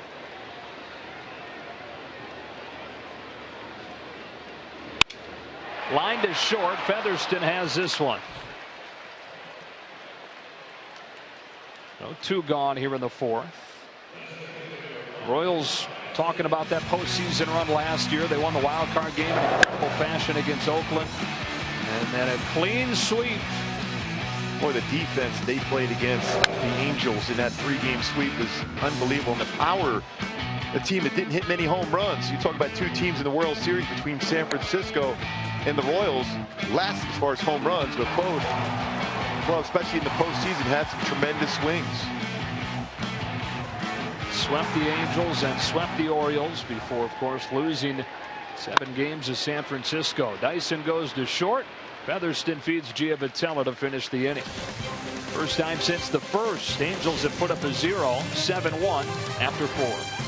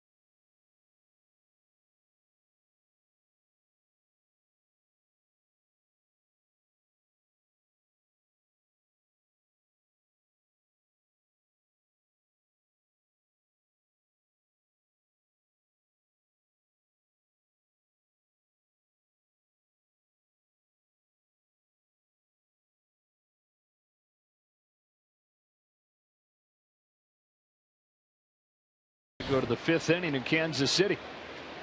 8-9-1 for the Angels. Carlos Perez, who has one of the 7 hits for the Angels against Cueto, takes a strike. Well, Cueto takes no time in between pitches, nor does he take any time in between innings. Just like that, he's ahead 0-2. Only 50 pitches through 4+. Complete game shutout his first time in this park on Monday. And on pace to go deep into this one. Having a funny moment with Sal Perez, who ran through every sign that he had. Cueto didn't have one that he liked. Just wanted a fastball. Just missed. Just try to paint it on the outside corner. One thing about Salvador Perez, he has these guys on the Royals laughing at all times. Cueto, who's only been here a short period of time, already loved by his teammates. And a strikeout of Perez begins his 5th inning. Second punch out of the game for Cueto, and as Taylor Featherston comes up to bat. Let's go down to Ken Rosenthal. Well, guys, Featherston has had a rough night in the field, but in fairness to him, he is a Rule 5 pick. He was in Double-A last year. He is not the guy who should be the Angels' backup shortstop, but this has been a problem for them the entire season. Rutledge, they acquired from the Rockies. He had a poor spring. Yarborough, not ready for this level. Grant Green, not really an infielder. You see, he gets hit there. But what I'm saying is that the Angels were really thin at this spot from the start of the year, and they have not addressed it, and it's starting to show. Yeah, Ken, you're exactly right. And Mike Scioscia really has talked about that from almost the beginning of spring training into the season, where he didn't have a lot of flexibility to give some of his middle infielders some days off on what you need. Eric Ibar plays almost every inning. And you see this fastball running in and getting the hip area of Featherston. When you're forced into that position where you have to play those guys so often, there's going to be some injuries. Back to the top, Johnny Giavotella, who has singled both times tonight, takes a strike. Boy, Featherston's done a pretty good job defensively this season wherever Mike Scioscia has put him. He has a great throwing arm, but it's all about those different reads from shortstop, third base, second base.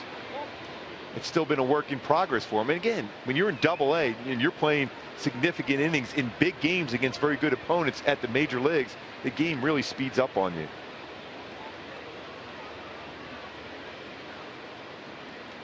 Giavotella himself, first year as an everyday player, spent the previous 4 years here in Kansas City, in and out of the lineup, back and forth between the big leagues and the minors.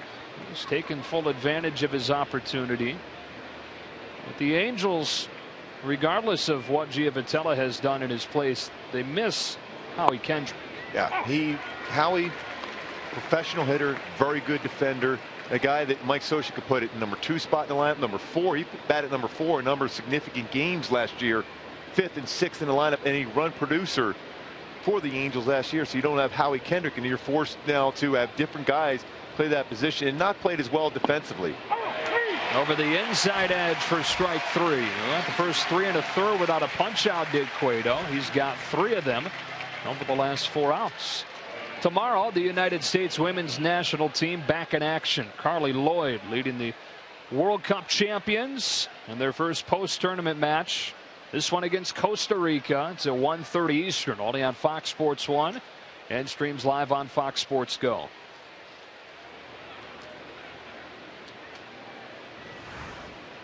Couple of punch outs in this inning. Cole Calhoun comes up. Runner at first and 2 gone.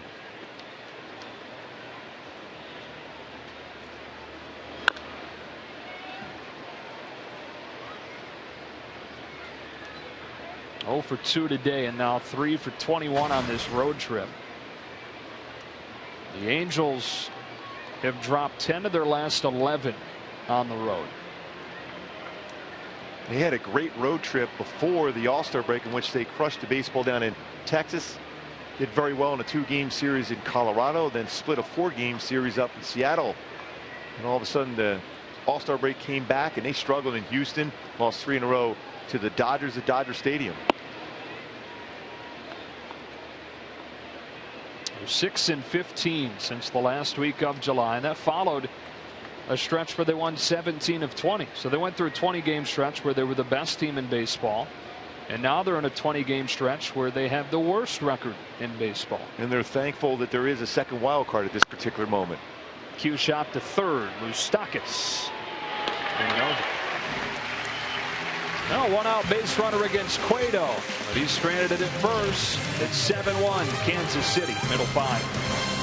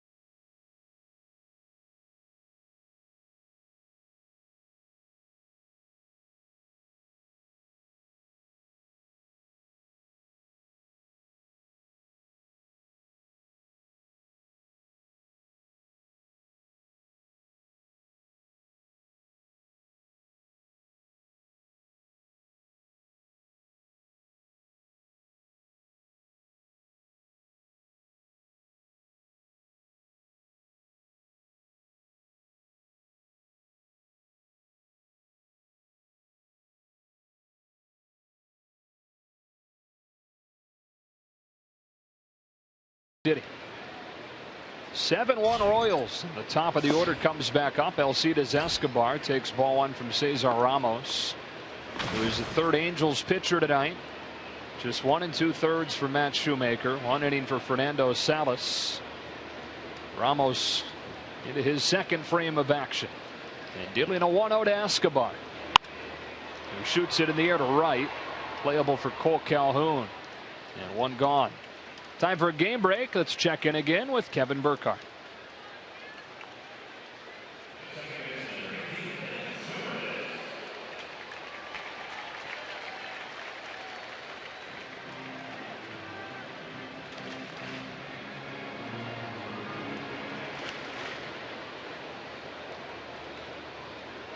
What a race that is, Kevin and Mark, in the American League wild card right now. Entering action today, 5 teams within 3 games of the second wild card. Ben Zobrist takes strike 1. It's going to make it exciting all the way.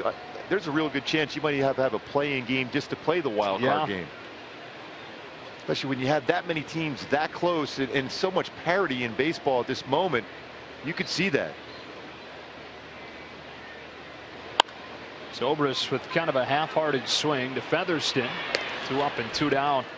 Boy, the Twins sure have faded. It was only 4.5 the deficit in the Central at the All-Star break, behind Kansas City. Well, they've got the worst record in baseball since then, and now trail by 12 games and are relying on that second wild card, it would appear. Yeah, Paul Molitor's done a nice job. I think what they did, they were ahead of the game. They had some good young talent. You know, they need Buxton to stay healthy, Sano to stay healthy and be ready in big parts of it. They're ahead of the game. Torrey Hunter's done a fantastic job mentoring a lot of their younger players. They're going to be good real soon, though. You know what's amazing to me is that the Rays are still right there. I have no idea how they do it. The amount of players they lose consistently, and how many runs they score, yet they still win. They're pitching outstanding. Even when you trade their pitchers away, they still come in and bite into that, work kind of quickly and throw a lot of strikes, and especially have the ability to throw your changeup for strikes. That's been a big thing for the Rays over the years. 2-1 on Hosmer. And much of the rotation, which is the undisputed strength of that Rays team, has been on the shelf for a lot of the year. For a good chunk of the year, Chris Archer was the only guy that they had expected to fill out the rotation that was actually pitching. But they continue to churn guys out, bring guys in that a lot of them homegrown, turn out to be really good major league players. 2-1. Hosmer pulls it foul, 2-2. Yeah, Archer has one of the best sliders in all of baseball. That's a slider anywhere between 89 to 92. Yeah. I love the way he competes. He loves the game. He's a high energy guy. He's really been into that, going out there and attacking hitters, even being a young pitcher that he is. He's really helped out that staff and that organization to be one game over 500. It's amazing coming into today.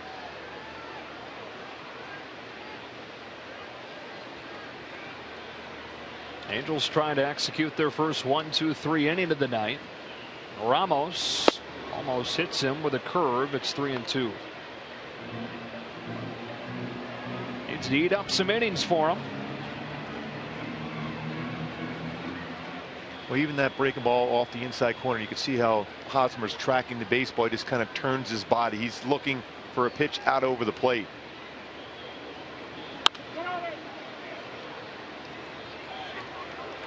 It's a breaking ball that he hammered for the tie-breaking home run last night in the 6th inning against Jared Weaver, who had given up just one hit over the first 5 innings of that game.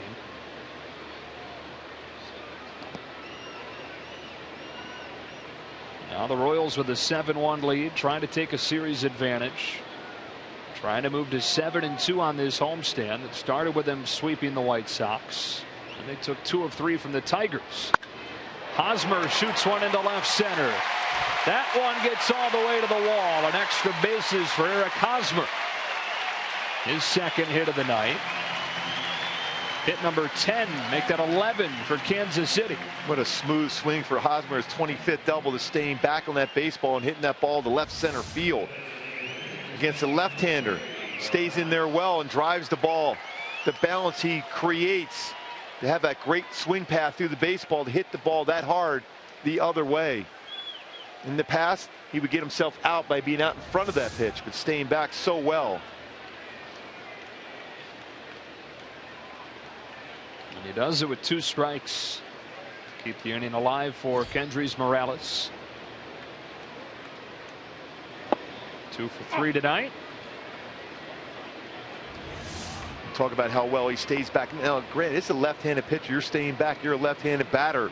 He's staying back so well to be able to get that barrel of the bat on the baseball to go the other way. Pretty compact swing for Hosmer.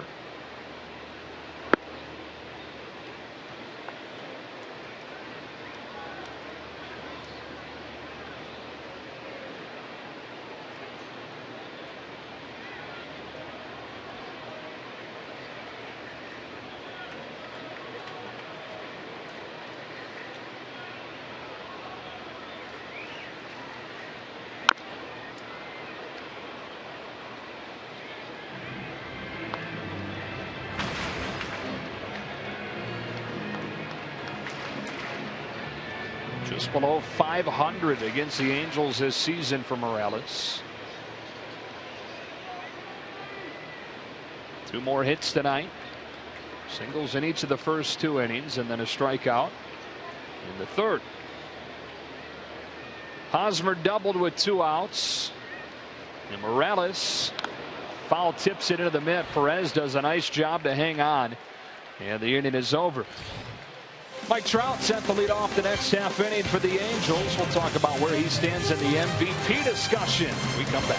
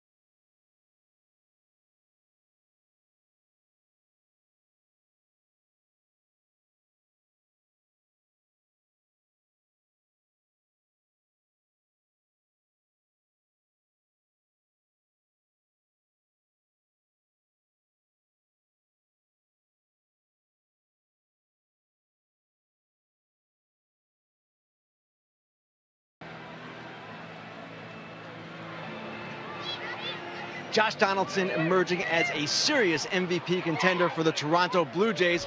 But I worry about voters experiencing Mike Trout fatigue, even though he has won the award only once. This season is shaping up as the best of Trout's career. His OPS would be a career high. He also is improved defensively. Now, Donaldson's chances would improve if the Blue Jays won the AL East and the Angels missed the playoffs. But it would be difficult to argue that the MVP in the American League is anyone but this guy at the plate, Mike Trout. Well, he does so many things special. Wins the All-Star Game MVP in the first game back, walks off and wins the game against Boston with a home run. He does those special things at those magical moments. Certainly Josh Donaldson, those numbers, he's 86 RBI, 31 home runs. He's played some outstanding defense. He's made unbelievable plays defensively. You see the runs saved defensively, +9 for Donaldson. He does everything well. 2 balls and 2 strikes against Johnny Cueto.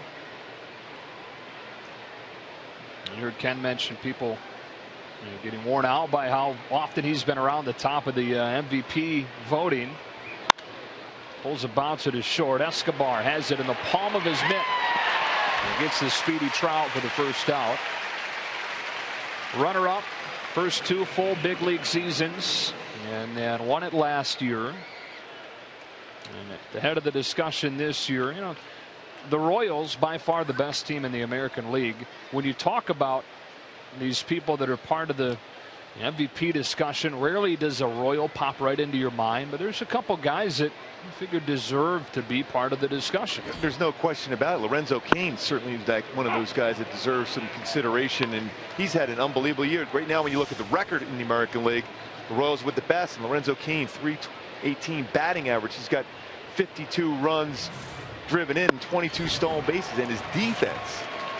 That's the thing. He does so many things well defensively. I mean, he's got to be in the conversation. Mike Trout's the best player in the game, period. But Lorenzo Cain is having an MVP type season for Kansas City. Only Kevin Kiermaier of Tampa Bay has saved more runs defensively than Lorenzo Cain in center. So that doesn't show up in those numbers when you're looking at a guy's performance traditionally, when you're thinking about who the top MVP candidates are. I think it's becoming more and more part of the equation. But historically, when you think about it, Mike Trout, his first 2 years runner-up, MVP, third year wins the MVP. If he's in first or second, no one's ever been able to accomplish that early in his career. He just turned 24 back on August 7th. Amazing what he has done. And always trying to get better. He's always, whenever Albert Pujols is in that dugout, he is next to him, talking to him every minute of every day. Speaking of Albert, he's worked it to 2-2. At the start of his career, it was Torrey Hunter that he latched onto. And it's become Albert Pujols that he's learned so much from on a daily basis. Here's a 2-2 and strike 3. He fooled him. 2 gone.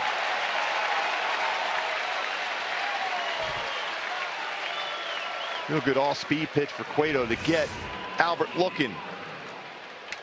So when the indoor slider going that inside part of the plate is a right-handed batter, you're going to freeze thinking that ball is going to be off the inside corner, but he catches the corner.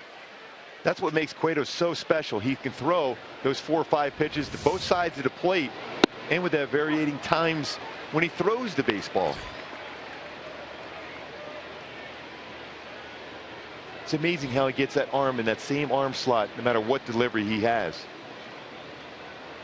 Here's the quick pitch. Yeah, I'm talking with Dave Island about it yesterday. He said the key for him is the fact that the hands separate at the same spot regardless of the type of delivery. It all starts from the same spot. That is so hard to do as a pitcher. You think of a couple pitchers that come to mind. Luis Tiant. I remember watching him. David Cone could do that during the course of a game as well as anybody I've seen, where he all of a sudden he'll start doing that and still be able to create the same arm angle and throw all his pitches where he wanted to with that different delivery each and every pitch. 2-1. That's a strike. And David Murphy, who's got a couple of hits against him tonight. Angels have 7 hits, just 1 run to show for it. Johnny Cueto grew up idolizing Pedro Martinez. There are no doubt kids all over the place right now idolizing Johnny Cueto and all the things he's doing. No question. And both pitchers can pitch inside effectively to open that outer part of the plate with their raw speed. The Hall of Famer. That's right. Pedro Martinez now. He wasn't a big guy, but he pitched inside as well as anybody. And his changeup and curveball, unhittable. Native of the Dominican Republic. As Murphy fouling one off, remains 3-2.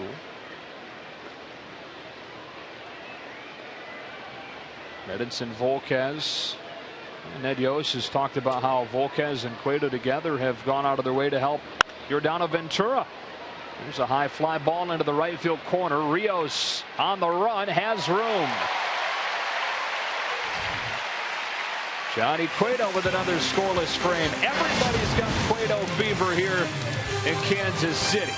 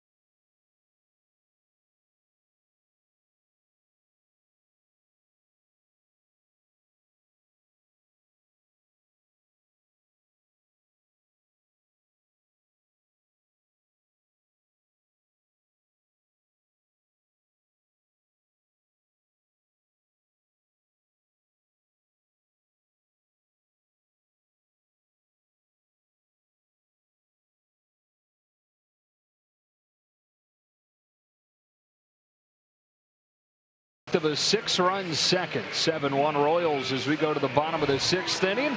And today's game is brought to you by Chevrolet, the official vehicle of Major League Baseball. Joe Davis, Mark Gubicza, and Ken Rosenthal here at Kauffman Stadium as Mike Moustakas gets ready to lead off against the 4th Angels pitcher of the day. It's Jose Alvarez replacing Cesar Ramos. And Alvarez fastball is pretty sneaky at times. 90-92. Good sweeping slider, curveball, changeup. And he misses high and tight with ball 1 to Moustakas. First full big league season for Alvarez. Pitched in 14 games of the Tigers a couple of years ago, 2 games of the Angels last year. And it has been a mainstay in the bullpen this season for Mike Scioscia. Moustakas 1 for 3. The double came his last time up in the 4th.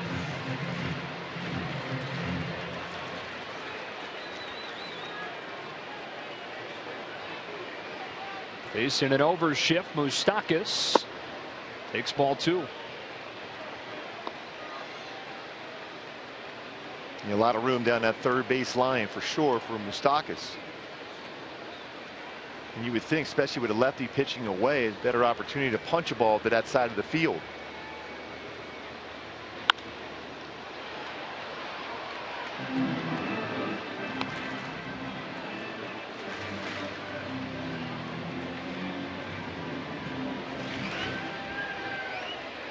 Former second overall pick, 2007. And the guy drafted right ahead of him, having a pretty decent career. David Price, first overall of the Rays, 2-2. And look at that. Down the left field line, the vacated area, thanks to the overshift, has Moustakas anchoring at second with his second double.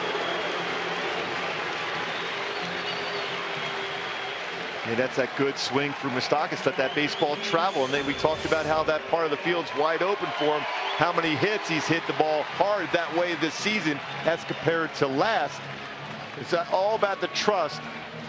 All about that trust in your hands. You can see right there, he's leaving the ball travel. This baseball has traveled deep in the zone, and he was able to get his hands through the baseball and hit that ball hard the other way. It's the fourth two-strike hit for the Royals tonight. Salvador Perez takes a strike.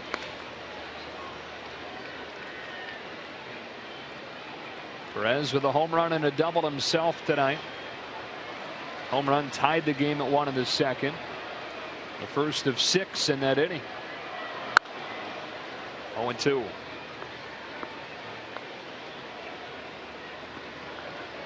Few days off because of the sore wrist.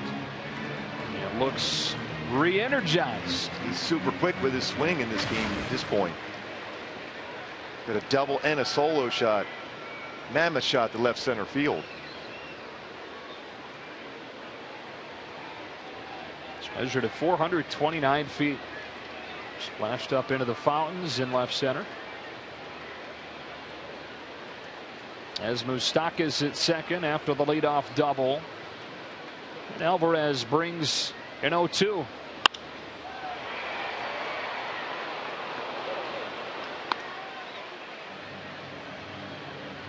That second inning home run crushed. Yeah, pitch upstairs. We talked about the keys for Shoemaker today was keeping that baseball down and keep it in the yard. Unable to do so, especially after Albert Pujols gave the Angels that quick lead against Johnny Cueto.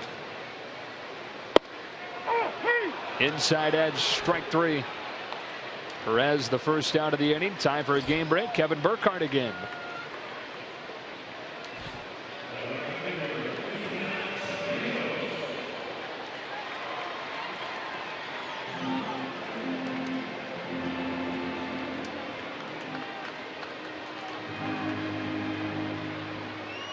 All right, Kevin, what a time it is to be a Mets fan.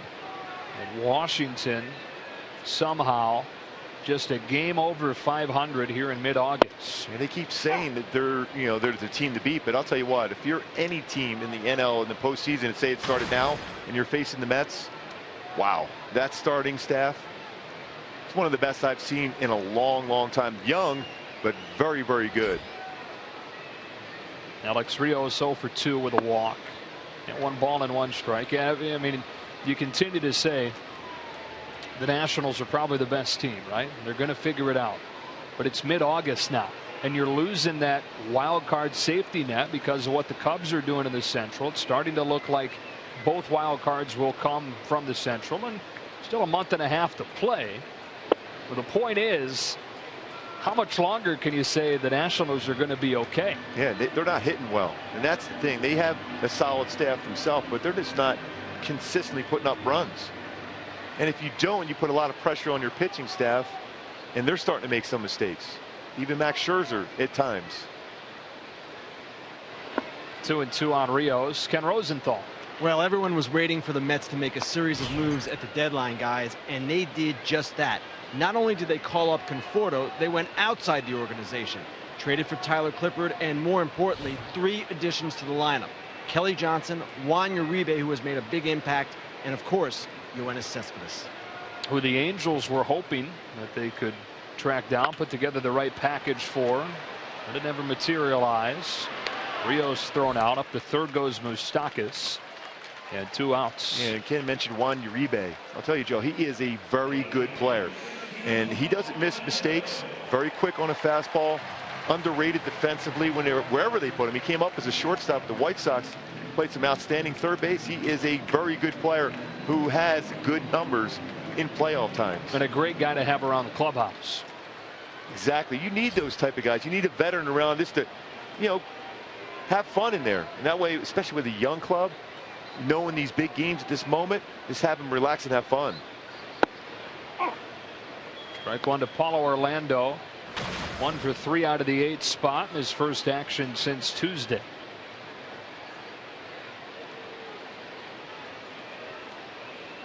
If the playoffs began today, 4 of the 8 longest postseason droughts would end.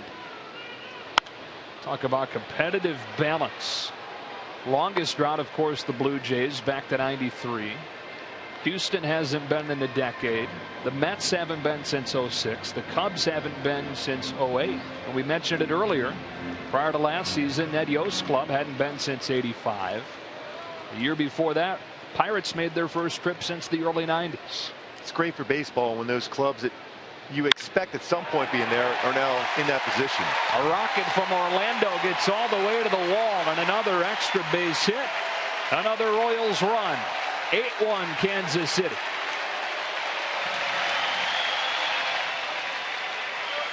Yeah, this team may lack as far as home run power, Kansas City, but they don't when it comes to extra base hits, when it comes to doubles and triples. And Mike Scioscia's club right now, especially because he's got to mix and match with his bullpen, makes it very difficult. A lot of these guys are 1 or 2 inning pitchers out of the bullpen. They're going to be extended. And Orlando, speaking of extended, got his arms extended and hooked that down the left field line for another double for Kansas City. 7 doubles tonight and a home run. Rod Dyson having a good night himself on his birthday. Singled to drive in 2 in the second. Doubled and scored in the third.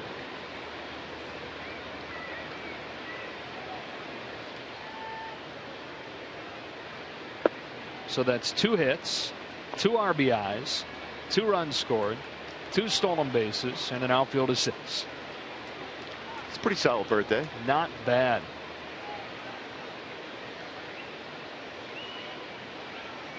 Alvarez with the 1-1. Over the top, 1-2. Yeah, Kansas City coming into this game, only Toronto and Oakland with more doubles. That'll change a little bit with 7 of them. From 210 this season.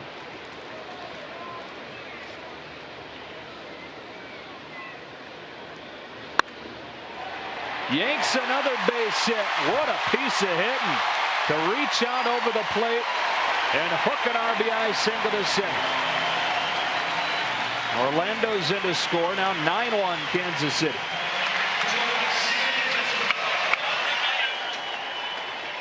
Boyd is trying to use the middle part of the field. He's done that well in this game. Breaking ball is spinning on the outside part of the plate. You see Perez trying to reach out and get to that baseball, but Dyson stayed back long enough. Even though the front hip had opened up, he kept his hands back enough to punch that ball into the middle part of the field for an RBI single. From a guy who only sees significant at-bats about once a week. Alcides Escobar takes ball 1. He's the only Royal that hasn't reached base tonight. And that is so hard for a hitter when you don't play a whole lot, to keep your timing, to make good contact on good pitches, especially all-speed pitches. Softly hit the short, and Featherston will throw out Escobar. But the Royals add a couple and have a 9-1 lead on a heck of a night for Rod Dyson.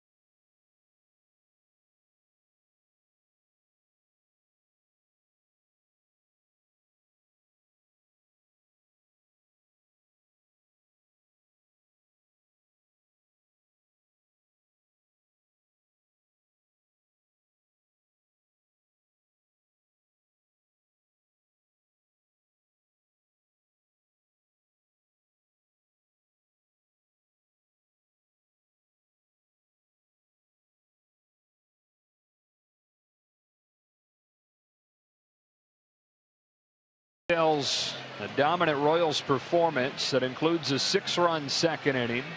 Added one in the third, got 2 more in the 6th, and have gotten 6 more strong innings from Johnny Cueto. And given exactly what Ned Yost wants from his ace of his staff, some innings and some quality innings.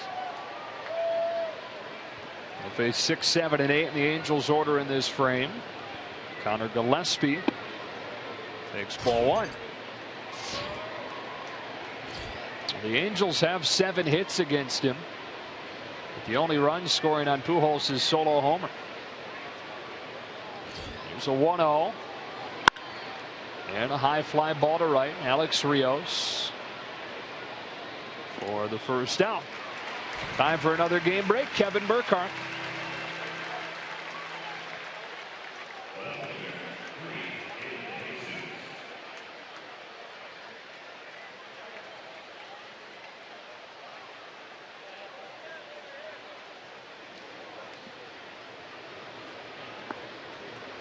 Rangers 9-5 in August. You know, they got Cole Hamels, and people said, okay, building for the future, right?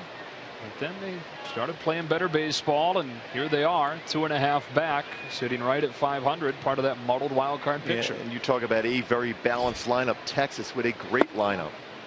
Prince Fielder back to where he was a couple years ago. They have some power, and they have some guys who can run, and now they have an ace themselves. And Cole Hamels in that rotation when he's healthy. David DeJesus looks at a strike, 1-1. He's 1 for 2 today against Cueto. New Royal against former Royal. And a bouncing ball to first, speared by Hosmer. 2 up and 2 down. Major League Baseball, minor league baseball, and the U.S. Conference of Mayors are celebrating August as the inaugural Play Ball Month. More than 125 city mayors are hosting play ball events. You can learn more by going to playball.org and get out and play. Top of the 7th, 9-1 Kansas City. Especially if you're a baseball fan, a young baseball fan, how many good young players there are in baseball right now. Do you remember a time where there was this kind of an influx of young superstar talent? No, Joe, I've asked, I've had a lot of conversations about that exact subject, and I can't remember this many good players that even when they haven't had a lot of time in the minor leagues have made such an impact right away at the major league level and be able to consistently do their job for their clubs. Carlos Perez hitting out of the 8th spot, waits on this 1-1. And pulls one softly to Escobar. This is a 1-2-3 inning. An 8-pitch 1-2-3-7 for Johnny Mr. Popular Cueto here in Kansas City.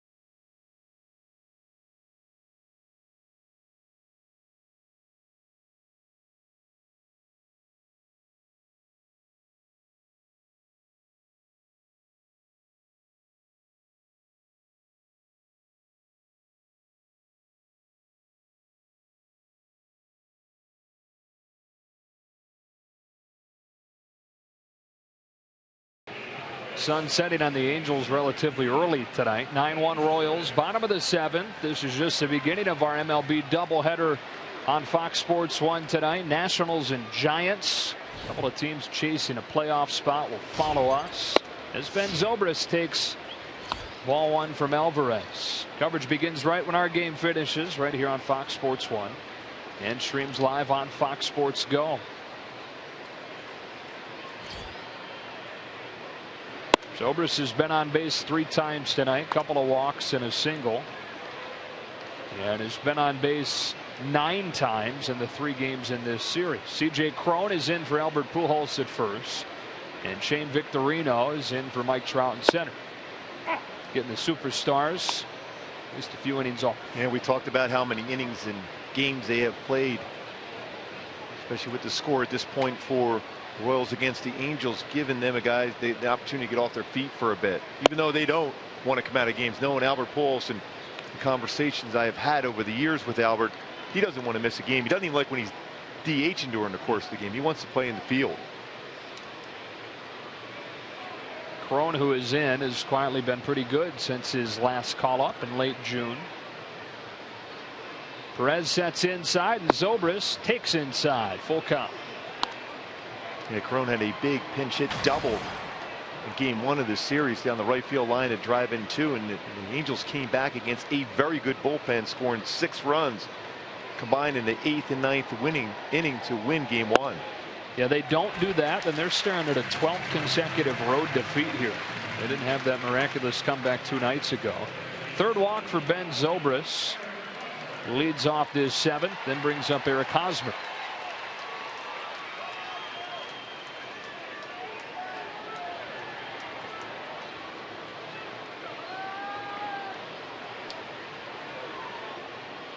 Like Zobrist enters his 7th inning at bat, having reached 3 times already.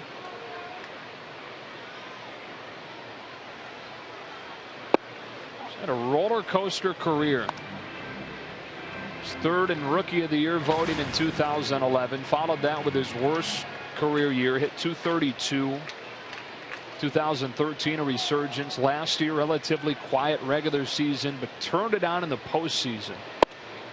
Hit the 2 home runs in the ALDS against the Angels, and has followed that with the best season of his career. Certainly in an outstanding glove. That's never been the case, taking that, some bad swings into the field. He's been unbelievable playing first base for the Royals. And shoots a 2-strike pitch to short. Featherston, a nice play. Zobrist back to first. And 1 gone as Kendrys Morales comes up to bat. We go down again to Ken Rosenthal. Guys, if you remember during the offseason, the Royals first pursued Torrey Hunter after deciding that they wouldn't meet Billy Butler's price for DH. Well, it turns out, and you can see it right here, they made the right decision. Morales was coming off a terrible year with the Twins and Mariners, but the Royals signed him 2 years, $17 million, entering his age 32 season. It looked like a curious move to a lot of people, and I asked the GM Dayton Moore about it. He said they loved Morales' makeup and his character, and he added that 2 of the Royals' special assistants, Luis Medina and Jim Fregosi Jr., thought Morales had good bat speed last year. They just thought his timing was off because he had jumped back into the majors around June 9th. Remember, he had held out. Well, this turned out to be one of the best signings of the offseason. Boy, Dayton Moore has done a lot of good decisions over the last few seasons for Kansas City, but Morales is not only, we talked about before, a very good hitter, run producer, but a great guy in that clubhouse for Kansas City. Torrey Hunter is a great guy in the clubhouse for any clubhouse getting an opportunity. He has a lot of friends and family in the Kansas City area for Torrey Hunter. Even talked to him about that. He was thinking and leaning towards coming here, decided to try to end his career where he started, in Minnesota. And like Ken mentioned, the Royals doing their background check on Morales and hearing a lot of good things about the character and the way that he perseveres. Dayton Moore has said before that he wasn't concerned about Morales bouncing back from hitting .230 or whatever it was last year. Number one, he saw what he did coming back from that horrible broken ankle. And even before that, he escaped Cuba on his 13th try. I mean, what more do you need to see that a guy has the ability to bounce back? Yeah, and you can see that fight in the batter's box, whether he's batting right-handed or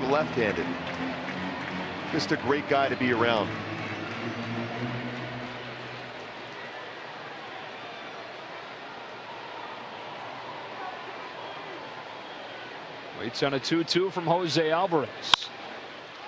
Nice play by Alvarez to Pickett. Goes to second for one, and Giavotella on to first for a double play. It's officially 1-4-3. That does it for the Royals in the 7th in a 9-1 game.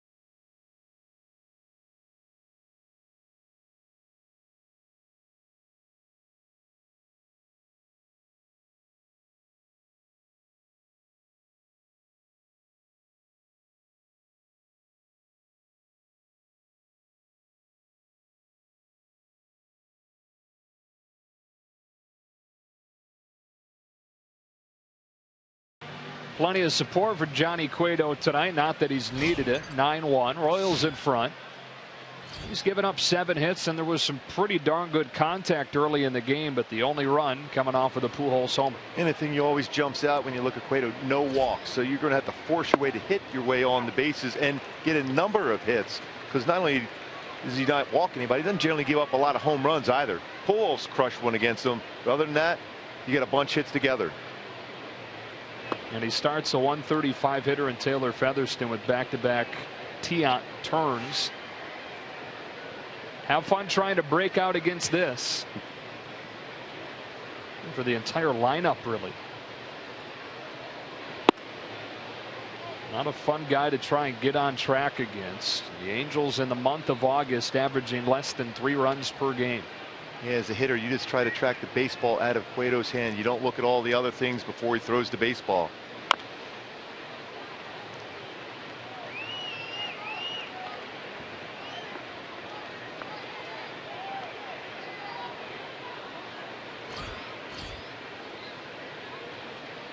Complete game shutout on Monday.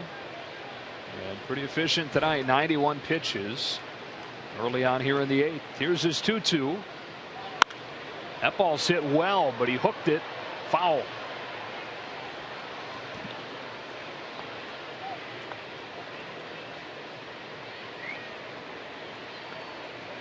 When you look at Cueto, how he's able to maintain balance over the pitching rubber and then drive towards the plate. A couple years ago with Cincinnati, he had a little bit of an oblique muscle pull by turning so much. He does have the turn, but he doesn't go quite as far back around, but that balance is excellent.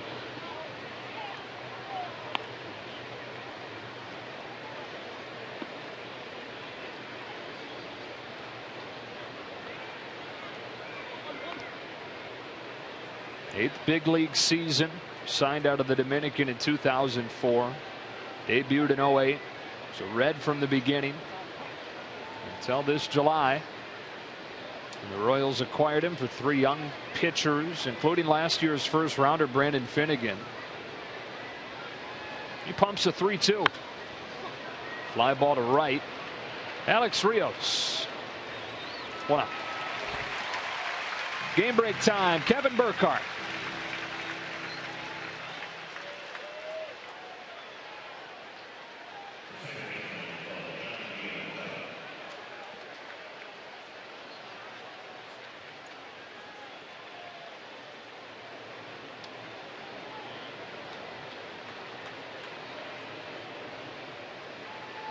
He's making a case for a nice contract next year. Yeah, he's a free agent to be. Yeah.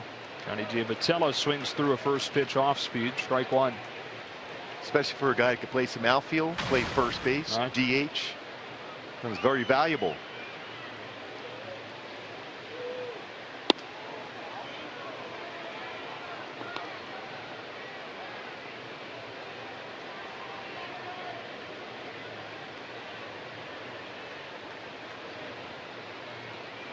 So the Angels in danger at this point of that lead for the second wild card, going down to just a half game. The Orioles having won.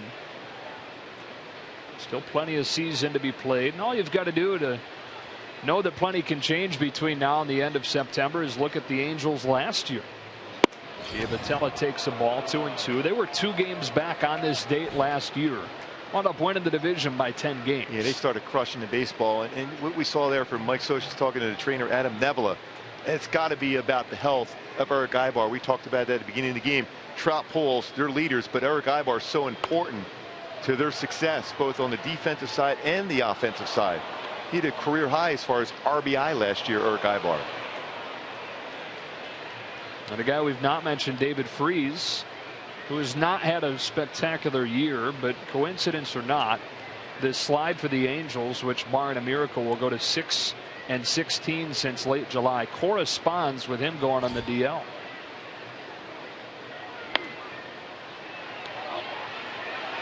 That one will fall harmlessly, still 2-2. You see, and Cueto has thrown the ball so well. Getting David Freese first and foremost, he's so important to their offensive side, just like Cueto is to the pitching side for Kansas City. We see what he has done and what the staff has done overall, especially the starting staff, and that's important for the starters to get some length now from Cueto, how many innings he can give you, and quality innings. That's important for the staff, and how he pitches gives the younger pitchers like Ventura an opportunity to see how successful you can be when you utilize your off-speed pitches. The Royals are 8th in the American League in rotation ERA. You know that Cueto's your ace. He's your game 1 starter going into the postseason. Volquez quietly has had one of his best years in his first year in Kansas City. There's a base hit into center for Giavitello, his 3rd hit of the night. But then behind that, starting to take shape some of the way Danny Duffy has pitched, but there's nothing for certain beyond those 2. Yeah, and Chris Medlin could be a name that you're going to have to keep an eye on. Just a couple of years ago, won 15 games for the Atlanta Braves, a very good pitcher. Chris Young has done an excellent job in the rotation for him, so they have some question marks. Jeremy Guthrie threw the ball well in game 1 of this series, so they have depth, but that man right there, for me, Chris Medlin may be the difference maker for as far as the rotation, especially when 15 games a couple of seasons ago, and a guy that throws a ton of strikes. Working out of the bullpen right now, but Ned Yost has said he wants to find a spot for him to start before the postseason. Was activated in late July after missing all of last year, first half of this year, following his 2nd Tommy John surgery.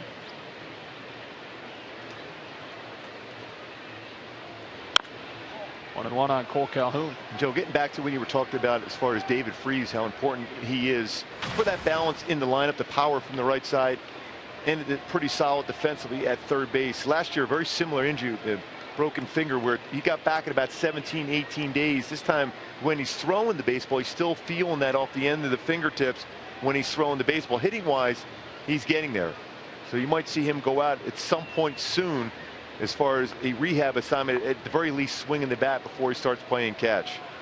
The issue for the Angels is there's not a ton of roster flexibility to have him come back in DH. No, he's going to have to come back, and that's why, because if he was able to come back at DH at this point, he'd be probably close to being back, but they need him to play defense at 3rd base and keep it and let that DH spot still be open for him. It's Franklin Morales. Caught by Hosmer, and he will tag out Giavitello for a double play to finish the inning. Likely the final pitch that Johnny Cueto throws, and gets a standing ovation from an appreciative and excited Kansas City crowd.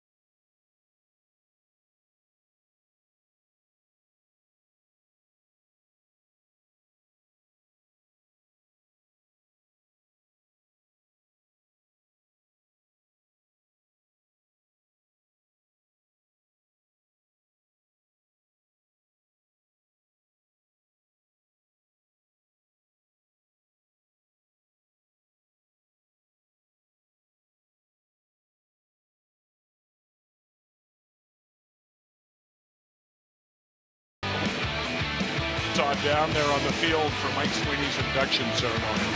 You can't do the job by yourself.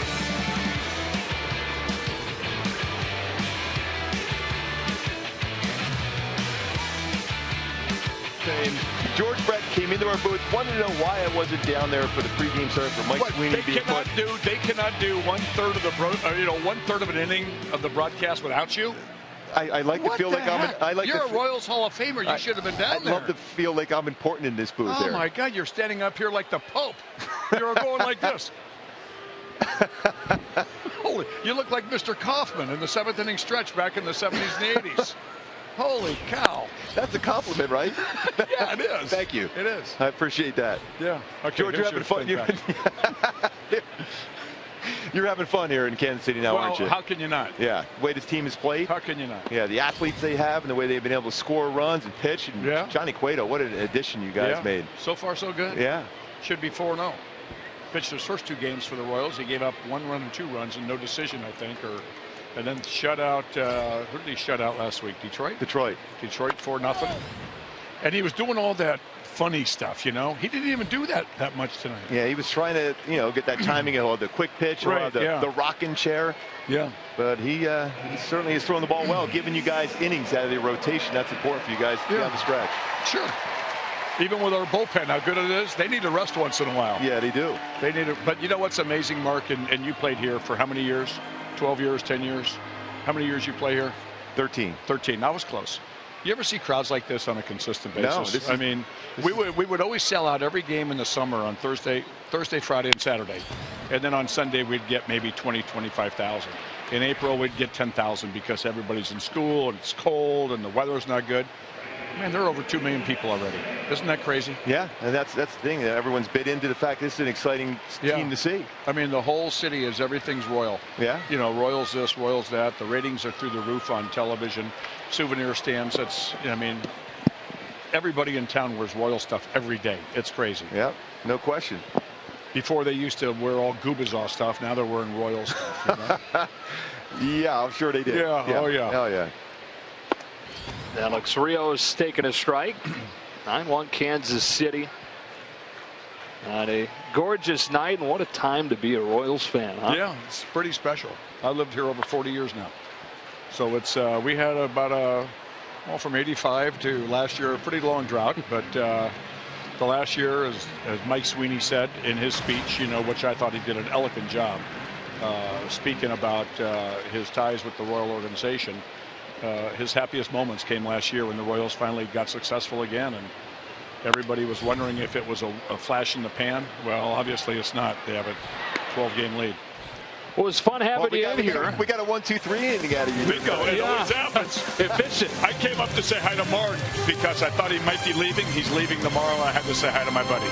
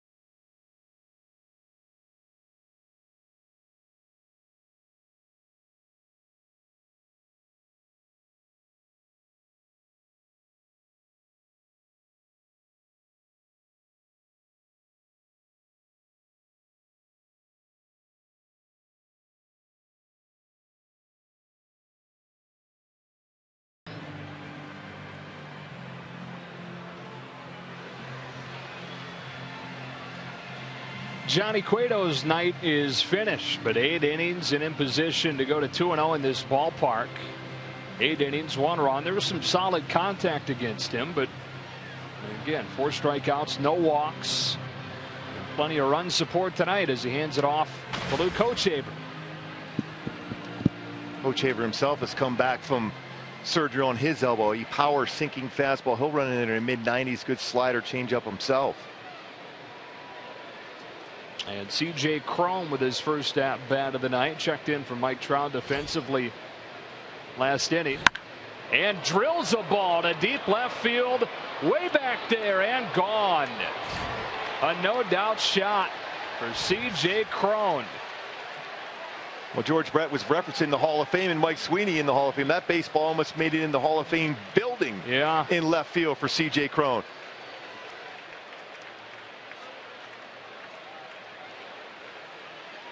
Wow, that baseball went a long, long way. You've seen the ball fly really well tonight here. Jumping on a fastball in the inner part of the plate, and C.J. Cron has great power. The stride and through the baseball was so efficient on that swing. Strong enough to hit that ball a long, long way. Cron was in for Trout. Victorino's in for Pujols. They tell us 421 feet on that homer, which is 5 feet shorter than Salvador Perez launched his ball. 5.8 was a 429, 8 feet shorter. They're both really far. Yeah. Some screaming baseballs off the bat.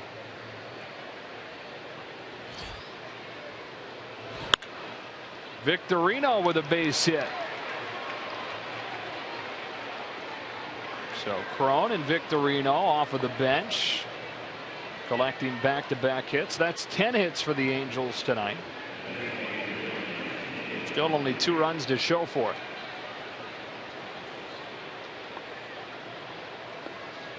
Again, if you're the Angels right now, you're seeing better swings.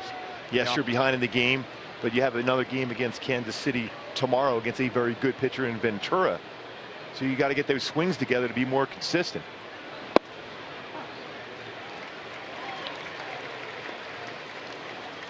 Looking for whatever they can to be able to have a silver lining to what has been a really rough stretch. This should put them at 6-16 since the last week of July. Worst in the majors during that stretch. Following a stretch where they went 17-3 and were the best team in baseball.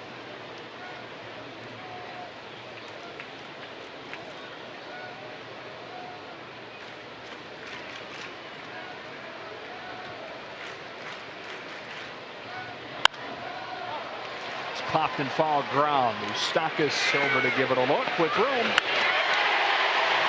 Time for a game break. Kevin Burkhardt, any Hall of Famers storming into your booth tonight?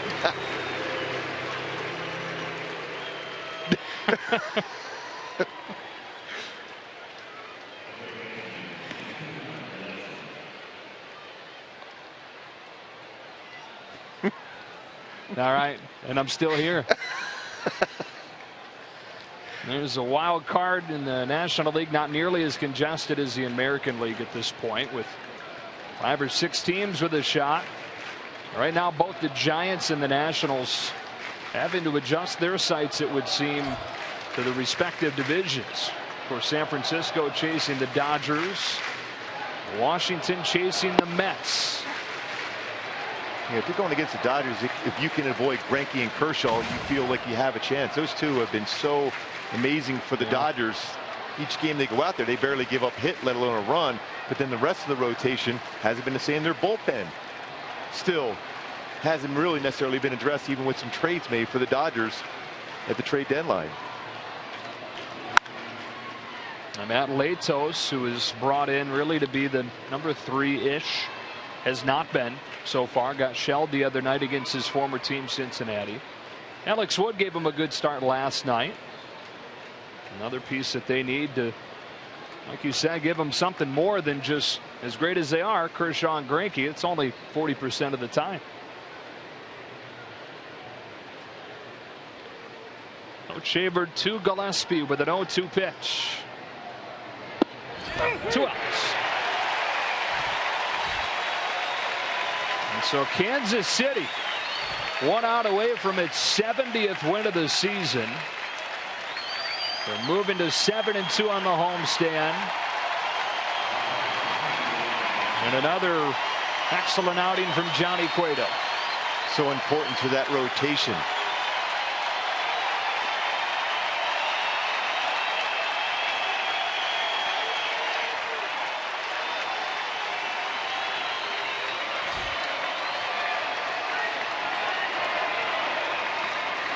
David DeJesus takes ball 1 up to second, goes Victorino.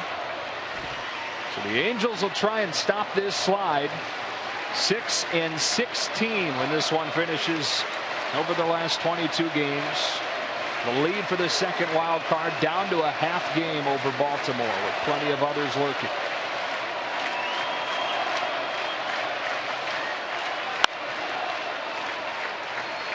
And you mentioned a lot of baseball left. And you mentioned where the Angels were last year at this moment. Everyone was giving the Oakland A's not only the division, but really the World Series crown with the trades they made with Samardzija and Lester.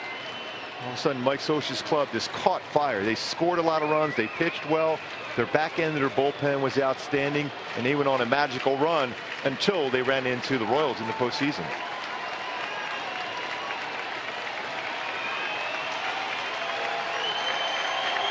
Eight innings of Johnny Cueto. Luke Hochevar on to finish it off.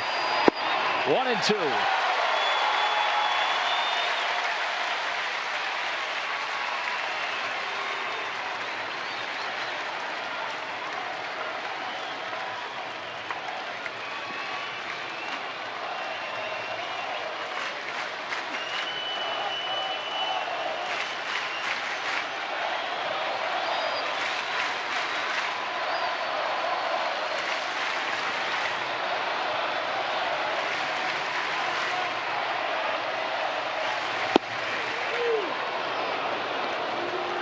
What a time to be a baseball fan in Kansas City. Been waiting so long for a team like this, and the personality of the players on this team. That's the biggest thing for these fans. They just love the way their team plays.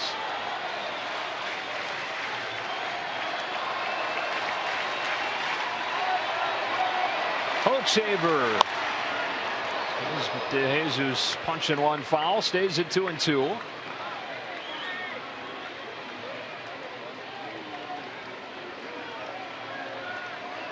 Ned Yost a strike away from his 900th managerial win, split between Milwaukee and here in Kansas City. Took them to the postseason for the first time in 29 years last year. Now bearing down on their first division title in 30 years. Another 2-2. And another foul ball. Well, the amazing thing, last year when the Angels were in town, I think it was in June, there was talk about Ned Yost being potentially fired. And then all of a sudden you have that run, and then you had some interesting decisions by Ned in that postseason game against Oakland in the next series. And he's willing to take chances, and he's done an amazing job over the last couple of seasons with this club. DeJesus battling. Pro hitter right there.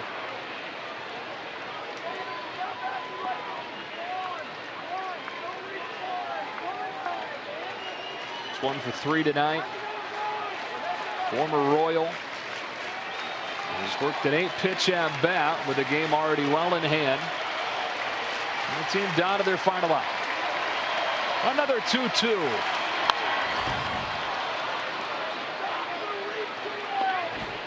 Series wraps up tomorrow.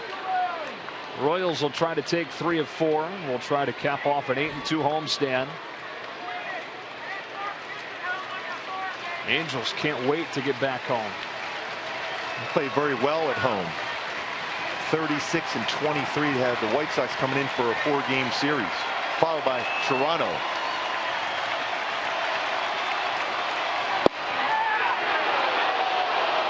Lance Barksdale not biting. DeJesus has earned the full count.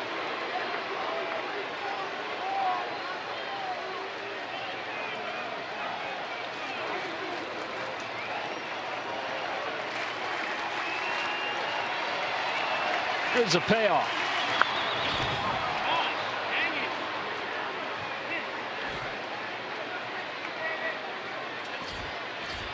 This will be the 11th pitch of the at-bat to David DeJesus. There's a reason this guy's been around for a decade. More than a decade. A lot of those years right here in Kansas City. Going.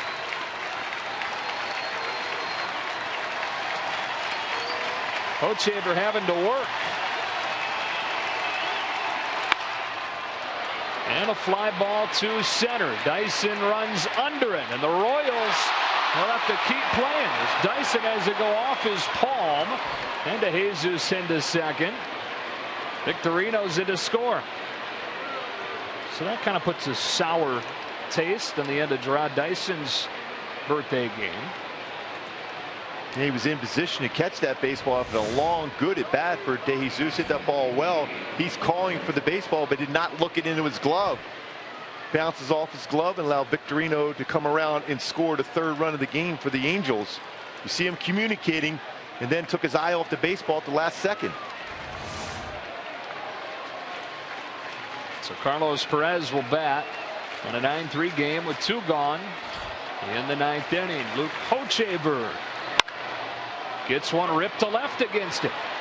That one goes right by Paulo Orlando. Back-to-back doubles, and at the very least the Angels gathering some momentum going into the Sunday finish of this series. 2-hit performance today for Perez. Had a single back in the second and an RBI double here in the 9th. His 7th double, 14th RBI. 4 runs on 11 hits. It's not a bad offensive night. Just got off to such a rough start with Shoemaker allowing the 6 runs in the second. Giants and Nationals, by the way, is underway on Fox Sports Go. We'll get you out there as quickly as we can when this one finishes. And ball 1 on Taylor Featherstone.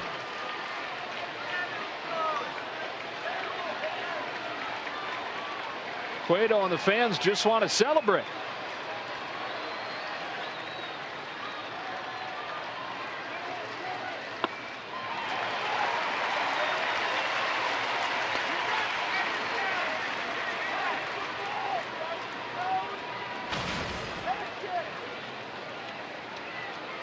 A Royals team that has overcome a slew of injuries.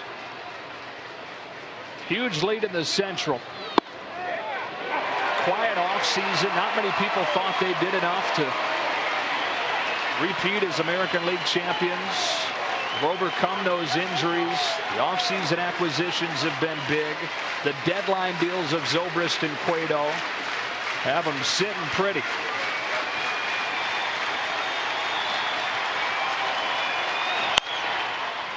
Yeah, I think they had a little bit of an edge coming into the season because everyone was picking 3rd or 4th in their division. They had one of those magical years they were going to fall back in the AL Central. They certainly right now, especially with Cueto added to that rotation, they have a pretty solid rotation go along with an unbelievable back end of the bullpen. 27th pitch of the inning. And the Royals are the first American League team to 70 wins.